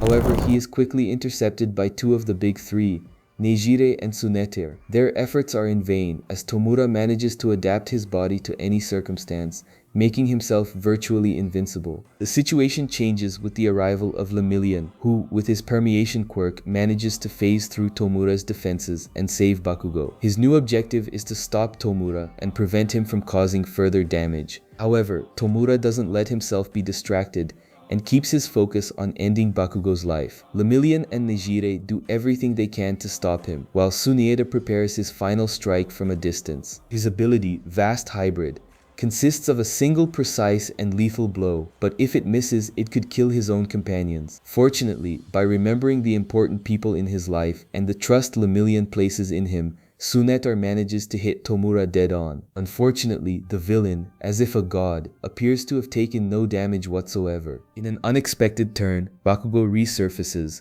apparently unharmed, managing to dodge Tomura's attacks and even injure him. However, his boldness comes at a price. Taking advantage of his exposure, Tomura delivers a fatal blow, striking Bakugo directly in the heart, bringing his life to an end in front of his companions. This devastating event deeply shakes the heroes' morale, as they begin to succumb one after another. To make matters worse, Dabi, believed to have been defeated, returns with the power to incinerate anyone who crosses his path. Meanwhile, All For One, who also seemed to be at his end, reveals he used his last card, Ares' Mutated Blood, whose rewind quirk allows him to manipulate time. By rewinding his own body's time, All For One rejuvenates, but condemns himself to disappear, as there is no limit to how far back the rewind can go. Back in the battle against Tomura, the remaining heroes fight to buy time until Deku arrives, while Best Jeanist and Edgeshot desperately attempt to revive Bakugo. Edgeshot, with his deep knowledge of the human body, proposes a drastic solution, using his own body to become Bakugo's new heart. The task is extremely risky, as Tomura continues to cut down heroes who get in his way. Upon realizing the revival attempt, the villain adopts a defensive stance, mutating his body to become more resistant and eliminate his opponents more quickly. Lemillion finds himself in a desperate situation. His quirk serves only as a distraction, and since he poses no real threat, Tomura ignores him. In an act of desperation and helplessness, Lemillion resorts to an unorthodox tactic. He exposes his bare bottom to Tomura to distract him. As bizarre as it sounds, the stratagem works, giving Deku the time he needs to arrive at the location. However, his arrival is marked by a scene of devastation. Seeing all of his loved ones defeated, Deku loses control, which plays into Tomura's hands, who sees an easy victory against an enraged opponent.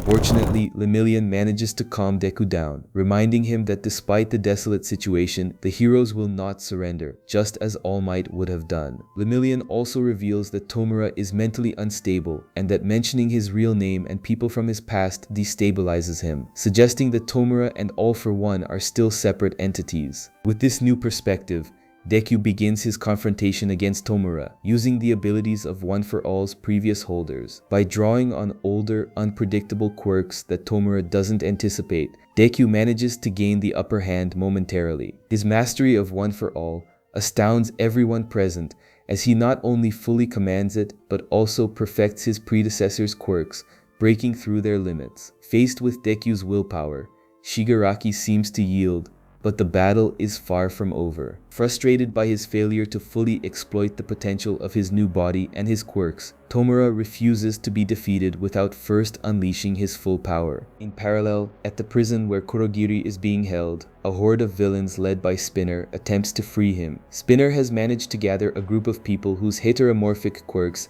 have drastically altered their appearance, uniting them under the banner of transcending ordinary humanity. The prison is being defended by the Japanese police and several heroes, including Present Mike, Koda, and Shoji, the last two from Class 1A. Shoji, who also possesses a quirk that altered his appearance, continues to fight for good despite a childhood marked by prejudice. His presence as a hero, sharing the same characteristics as the villains he faces, leads Spinner to question his own motivations, recalling his original desire for equality. However, his memories are not enough to deter him. Thanks to a new quirk granted by All For One, Spinner transforms into an enormous armored lizard, continuing the attack. Spinner's new power proves overwhelming, and in the confrontation, Shoji ends up losing an arm due to the villain's immense strength. At this point, a flashback takes us to Shoji's childhood, where he shares with his Class 1A classmates the origin of his scars, marks from assaults suffered for being different. It was after one of these episodes that his calling as a hero awoke, when he saved a girl who, instead of showing fear, expressed gratitude. These memories fuel his determination in battle, leading him to try to steer Spinner away from his path by appealing to his humanity. However, despite his words, Spinner remains set on eliminating all who oppose his plans. The intensity of the clash between the two impresses present Mike, who admires the strength of both. It's worth noting that both Koda and Shoji volunteered for this mission, knowing the hospital would be a target, a remarkable act of courage, given that they face villains with characteristics similar to their own. Moved by Shoji's emotions, Koda manages to neutralize the ringleader of the villains. In turn, present Mike, using his voice quirk, shatters Spinner's scales, allowing Shoji to deliver a direct blow. Miraculously, Spinner withstands the impact and holds his defensive position, arguing that a hero's victory would mean the end of hope for equality among heteromorphic individuals. The villain's offensive against the police and heroes continues relentlessly, and despite the resistance, the fall of the hospital and Kurogiri's prison seems only a matter of time. Spinner forces his way into the hospital and, as all-for-one spokesperson, incites the heteromorphic villains to claim their place in the new world. However, they encounter an unexpected obstacle: the hospital's nurses. Aware of their inability to fight, they form a human barrier, demonstrating unwavering courage to protect the patients. This act of bravery plants doubt among some of the villains, who remember that their struggle is for equality, not for the destruction of innocent lives. Faced with the hospital's invasion, present Mike rushes to protect the patients, leaving Shoji alone to handle the crowd of villains. Curiously, some of them begin to retreat, touched by their conscience and refusing to use violence to fight for their rights. Little by little, the realization that this fight is wrong spreads among the heteromorphic individuals, who decide to cease their attack. This decision is poorly received by villains planted by All for One, who threaten them with execution. Fortunately, the situation calms down and the group reconsiders, bringing the battle to an end. Meanwhile, present Mike manages to stop Spinner before he frees Kurogiri. Yamada hesitates, tormented by the doubt of whether anything remains of his old friend inside that villain. In that moment of hesitation, Spinner uses his last strength to awaken Kurogiri, who upon being reanimated immediately assumes his mission to protect Tomura. The constant clashes across Japan reach such a scale that they begin to affect the global climate, threatening ecosystems in other countries. Despite the growing threat, there are still those who refuse to ally with All for One, even if it costs them their lives. The hero's situation deteriorates drastically. Shoto, incapacitated from further fighting, watches his brother heading toward Endeavor with the intention of killing him. Aware that his new power is short-lived and that his body cannot hold out much longer, Dabi is determined to finish his father off before disintegrating. On Okuto Island, Ochako's battle against Toga continues. With the number of villains dwindling, Toga finds herself cornered. Drawing on her trump card, she executes All for One's plan. She drinks the blood of her fallen comrade, twice. With the portals opened by Kurogiri, Toga manages to reach All for One's location and, using Twice's ability, a clone army materializes, reinforcing the villain's ranks. To make matters worse, Dabi also arrives at the scene, putting the heroes at an overwhelming disadvantage. Quickly, they are overwhelmed by the multiple copies of Twice, and the few still able to fight struggle to contain the relentless tide of clones. Ochako's reunion with her classmates happens at a critical moment. Faced with Toga's ongoing clone multiplication, they are forced to come up with a strategy to stop her, as the threat of all of Japan being overrun by an infinite army of copies is imminent. Meanwhile, perceiving the battle scales tipping in his favor, All for One decides to advance toward Tomura, but is promptly intercepted by Hawks. The winged hero understands that the fall of the few remaining defenders in that area would leave the path open for all the villains to converge on Deku. This puts Endeavor in a no-win situation. He is forced to confront his own son, Toya. Aware of the numerical and strategic disadvantage, the number one hero braces for the imminent clash. Back in the airborne coffin, the situation deteriorates drastically. Monoma and Professor Aizawa, who had been relying on Kurogiri's quirk, are quickly overwhelmed by Toga's clone tide. This breach is enough for Tomura to reactivate his own quirks, neutralizing the protagonist's attacks. The influx of power is so overwhelming that the airborne coffin becomes inoperative. To make the scenario even worse,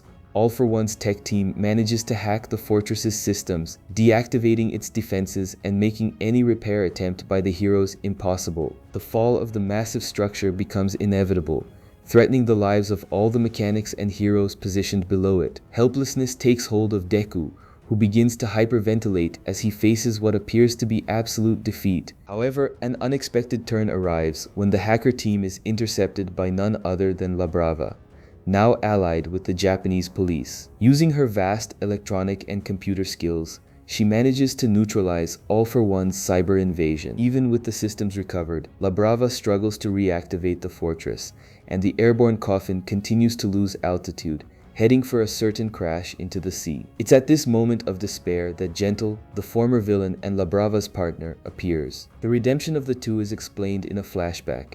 After the prison mass breakout, Gentle, rather than escaping, was moved by Deku's words and decided to turn his life around, capturing other fugitives. His actions led the police to recruit him. Now, in the present, driven by a genuine desire to do good and protect those he loves, Gentle uses all of his strength to push the falling structure, managing to stabilize it and save everyone on board. The scene of a former enemy sacrificing himself for the greater good moves Deku to tears. The succession of events doesn't stop there. Tomura is suddenly struck by a precision shot. Deku recognizes the quirk behind the shot. It was Lady Nagant. A flashback reveals that Kaina, even gravely wounded by All For One, kept her fighting spirit alive, determined to help the young man who showed her a new path. Lady Nagant fires again, but the effort overwhelms her body and she passes out. Even so, the distraction was crucial for Deku to land a precise blow on Tomura. It's then revealed that the villain harbors a deep internal conflict. Tomura is aware that he is merely a vessel for All For One.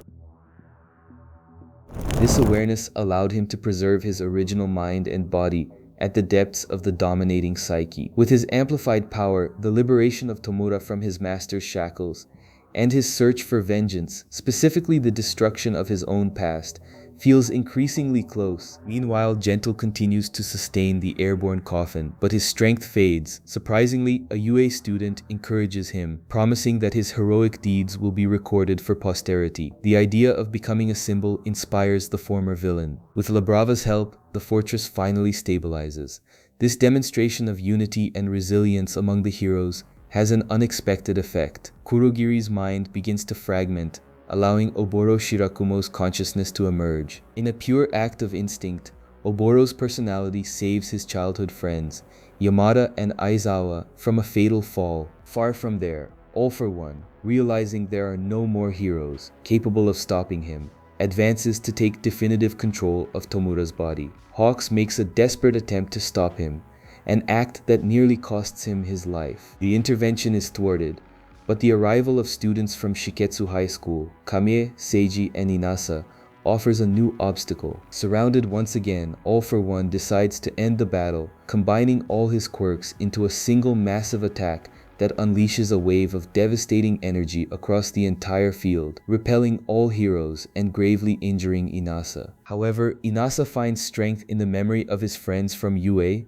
especially the promise he made to endeavor to help him when needed. That memory serves as motivation to not give up. Inspired by his companion's sacrifices, Hawks also throws himself back into the fight. The spotlight in this confrontation, however, falls on Tokoyami. Taking advantage of the darkness of the environment, he releases his Dark Shadow, a strategy that allows him to attack All For One without exposing his own quirk to the risk of being stolen. On another front, the focus shifts to Ochako's group. A crucial piece of information provided by Froppy reveals that Toga's transformation ability, specifically the use of twice his quirk, depends on certain emotional requirements being met. Faced with Toga's visible instability, the heroes deduce that the clone multiplication can only be stopped by a powerful emotional shock coming from Toga herself. The theory is confirmed, as Toga's hesitation to annihilate the heroes prevents her from fully transforming into twice Jin. With this realization, Ochako understands Toga's internal suffering, and by carefully observing the horde of clones, manages to identify a single figure that appears to be on the verge of tears. The scene returns to All for One, who is being targeted by Dark Shadow's attacks. Despite the intensity of the blows, the villain shows no sign of damage. On the contrary, his appearance visibly grows younger. It becomes clear that All for One has no interest in confronting the heroes directly. After evading, a colossal figure rises on the battlefield, Gigantomachia. Surprisingly, instead of attacking the heroes, the giant turns against his own master. To understand what happened, the narrative rewinds 15 minutes, back to Gigantomachia's prison. Despite being well defended, the facility is targeted by a sonic attack from the villains, who broadcast recordings of All for One's voice. The stimulus is enough to awaken Gigantomachia from his catatonic state, who immediately attacks his wardens. For the heroes, the giant's escape represents the failure of their mission, since with him on the field, All for One becomes virtually invincible. However, Kirishima remembers that Shinso was positioned in the rearguard precisely for this eventuality. Unfortunately, the villains anticipated this strategy, capturing Shinso and preventing him from imitating All for One's voice to take control of Gigantomachia. With the containment plan frustrated, the heroes begin to fall one by one, and the villain's victory seems imminent. That's when Mina steps into the scene, unleashing a vast quantity of acid in an attempt to stop Gigantomachia. It's revealed that she significantly enhanced her quirk, though overuse still causes damage to her hands. Ignoring the pain, Mina advances and manages to rescue Shinso from a gelatinous villain. Moved by the death of her mentor Nemuri Midnight, she attempts to appeal to the villains, arguing that both sides share suffering. Gigantomachia, indifferent to the appeal, moves to crush her. At the last second, Shinso, now free, manages to use his quirk to stop the monster. Using the giant's own strength against his allies,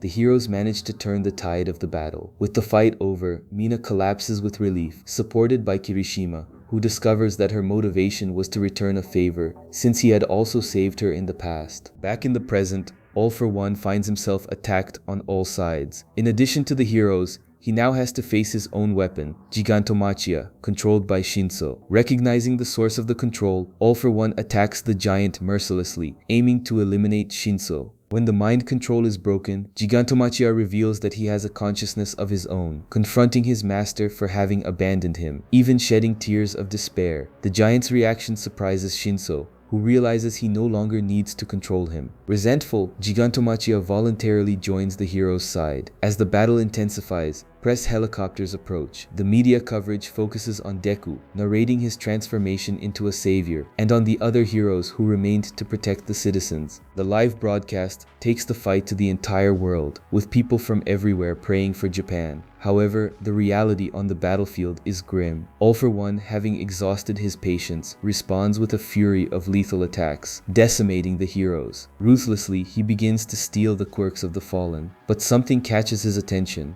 The resilience of the young heroes, who continue fighting to the end, driven by the bonds that unite them. With the heroes' defeat, the situation inside UA becomes extremely precarious. La Brava identifies the presence of saboteurs infiltrated in the facilities, responsible for neutralizing the security system from within. At the same time, on another battlefield, Dabi is on the verge of an imminent explosion that threatens to incinerate everything within a 5-kilometer radius. To make things worse, one of the civilian shelters is located precisely within this danger zone. The heroes are forced into a quick decision. Shoto, refusing to give up, prepares to do everything within his power to stop his brother. At that moment, All Might intervenes, revealing that there is another way to contain him. Shoto and Tenya Ida's new priority therefore becomes evacuating the refugees within the blast radius, a mission in which Tenya's speed becomes the decisive factor in avoiding catastrophe. With this new directive, Tenya propels himself toward Dabi's location. Just before the detonation, Getten arrives to lend assistance, followed closely by Dabi's siblings, Fuyumi and Natsuo. However, the hope of a peaceful life for Dabi alongside his loved ones has long since faded, and his body enters its terminal phase. Surprisingly, Shoto also manages to arrive at the scene, transported by Tenya's staggering speed. Gathering his last remaining strength, Endeavor approaches Dabi and his family to beg forgiveness for all the suffering he caused them. His words seem to resonate, and he encourages his son to release all of his accumulated hatred. In the midst of the family confrontation, the number one hero extends his plea for forgiveness to each of his children, including his beloved wife, breaking down in tears as he acknowledges that his pride and selfishness were the cause of his family's ruin. With Dabi's fall, attention turns to the still unresolved confrontation between Toga and Ochako. Toga's quirk continues to be an enormous problem for the heroes. Though it has a limit, that limit depends on the amount of blood she has consumed. If twice his quirk, with its inherent multiplication capability, is added to this, the result is the proliferation of countless clones all across Japan. Despite the adverse scenario, Ochako uses her last strength to try to communicate with Toga, aware of the suffering following the loss of her companions. However, Toga refuses to surrender, rejecting the reproach of someone who, in her perspective, had a privileged life. A flashback reveals Toga's past, marked as an outcast even by her own parents, who went so far as to have her institutionalized in an attempt to make her normal. However, the attempts failed,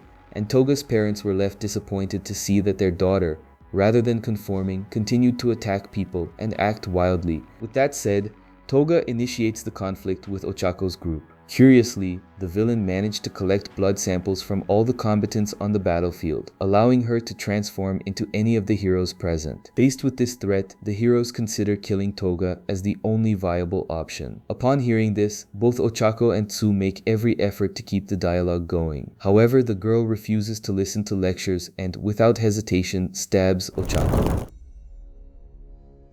Amid all this hatred, Toga recalls her former comrades and their teasing, like when Twice gave her nicknames because she didn't have a supervillain alias. Despite everything, Toga felt happy in the League, because there she could live her life as she pleased. It's also revealed, through Tomura, that the relationship between villains and heroes wasn't always so conflicted. It deteriorated with the emergence of hero names and the need for every hero to represent an ideal before society. Back in the battle, Toga continues to attack our protagonist's group, but is puzzled by Ochako's insistence on dialogue, concluding that it stems from her hero ego. Ochako denies this, stating that her motivation isn't ego, but rather her perception that Toga is also a victim in this battle, an innocent affected by the ego of others. Ochako confesses that she was initially afraid of Toga, but that perception changed when she saw the girl's genuine smile. It's that smile that drives her to want to share Toga's burden. After this moment, Ochako's quirk evolves,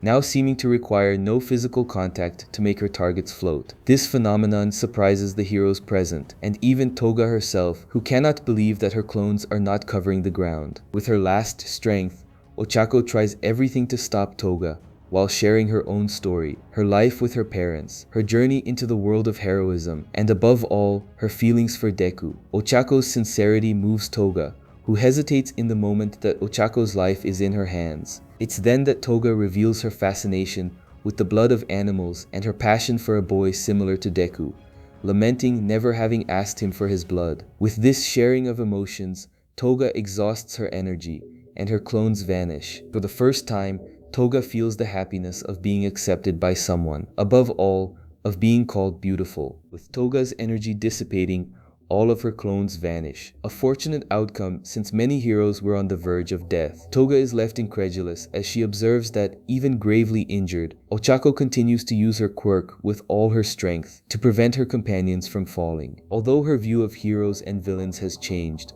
Toga realizes the severity of Ochako's condition. The wound she herself inflicted is worsening, and the blood loss makes the heroine's death an inevitability. Despite Ochako's apparent indifference to her own fate, Toga, for the first time, allows her feelings to guide her, concluding that the path of the League of Villains must come to an end. In an act of redemption, she makes a heroic decision. She prepares to perform a blood transfusion and save Ochako's life. Toga's attitude leaves the heroine stunned, unable to comprehend how a villain could sacrifice her own life to save her. After stopping the wound, Toga uses her last strength to confess to Ochako that her former home was a source of terrible memories. She reveals that by allowing Ochako to touch her heart, she felt her burden lighten and found happiness in giving her life for the person who made her feel beautiful. As she loses consciousness, Toga finally finds peace. Though nostalgic for not having found such affection sooner, she feels grateful for having experienced someone's care at least once.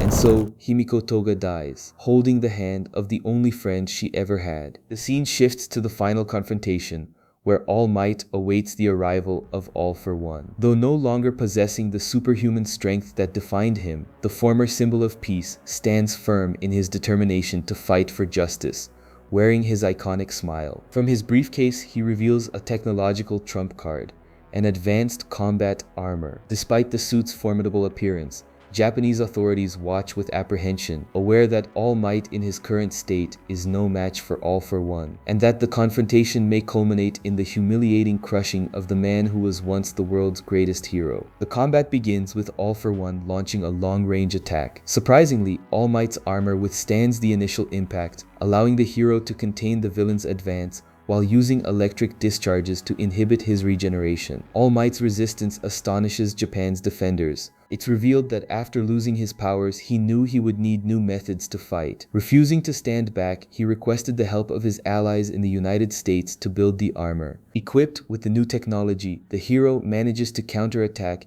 and inflict significant damage on All for One. All Might declares his determination to finally bring their long and bloody history to a close. His declaration, however, is silenced by All for One's overwhelming power, who combines multiple quirks into a single devastating attack, forcing All Might back and destroying part of the armor. Even injured, the hero does not yield, finding inspiration in the image of Deku and in his own past, both examples that the absence of an innate power was never an impediment to fighting. Continuing the clash, All Might takes advantage of a moment of All for One's distraction to inject him with a serum designed to corrupt and degrade his body. As the battle reaches its climax, a flashback explores All Might's past. After being rescued by his mentor Nanashimura, a young Toshinori Yagi, even without possessing a quirk, insists that she train him. His motivation was born from the vision of a Japan dominated by fear. It was in this context that he conceived the idea of becoming a symbol of peace, a figure who could inspire safety and tranquility throughout all of society. Back in the present, All Might seems on the verge of defeat. However, overcoming the pain and exhaustion, he rises one last time, activating the final transformation of his armor, prepared to deliver the killing blow to All for One. The fate of the world hangs in the balance. Will the heroes be able to put an end to this devastating war, which has already claimed so many lives? Or will they be subjugated by an evil that threatens to redefine the very existence of humanity? It's with this question left open that the 7th season of the series comes to a close. This was the complete summary of My Hero Academia, one of my favorite anime series. If you enjoyed it, leave a like and a comment to help the video reach more people. Most importantly, leave a hype to make it even stronger and help us boost and spread the word about this wonderful work that is My Hero Academia. Subscribe to the channel as we are focused on anime summaries here. Also, on screen you'll find 2 more summaries.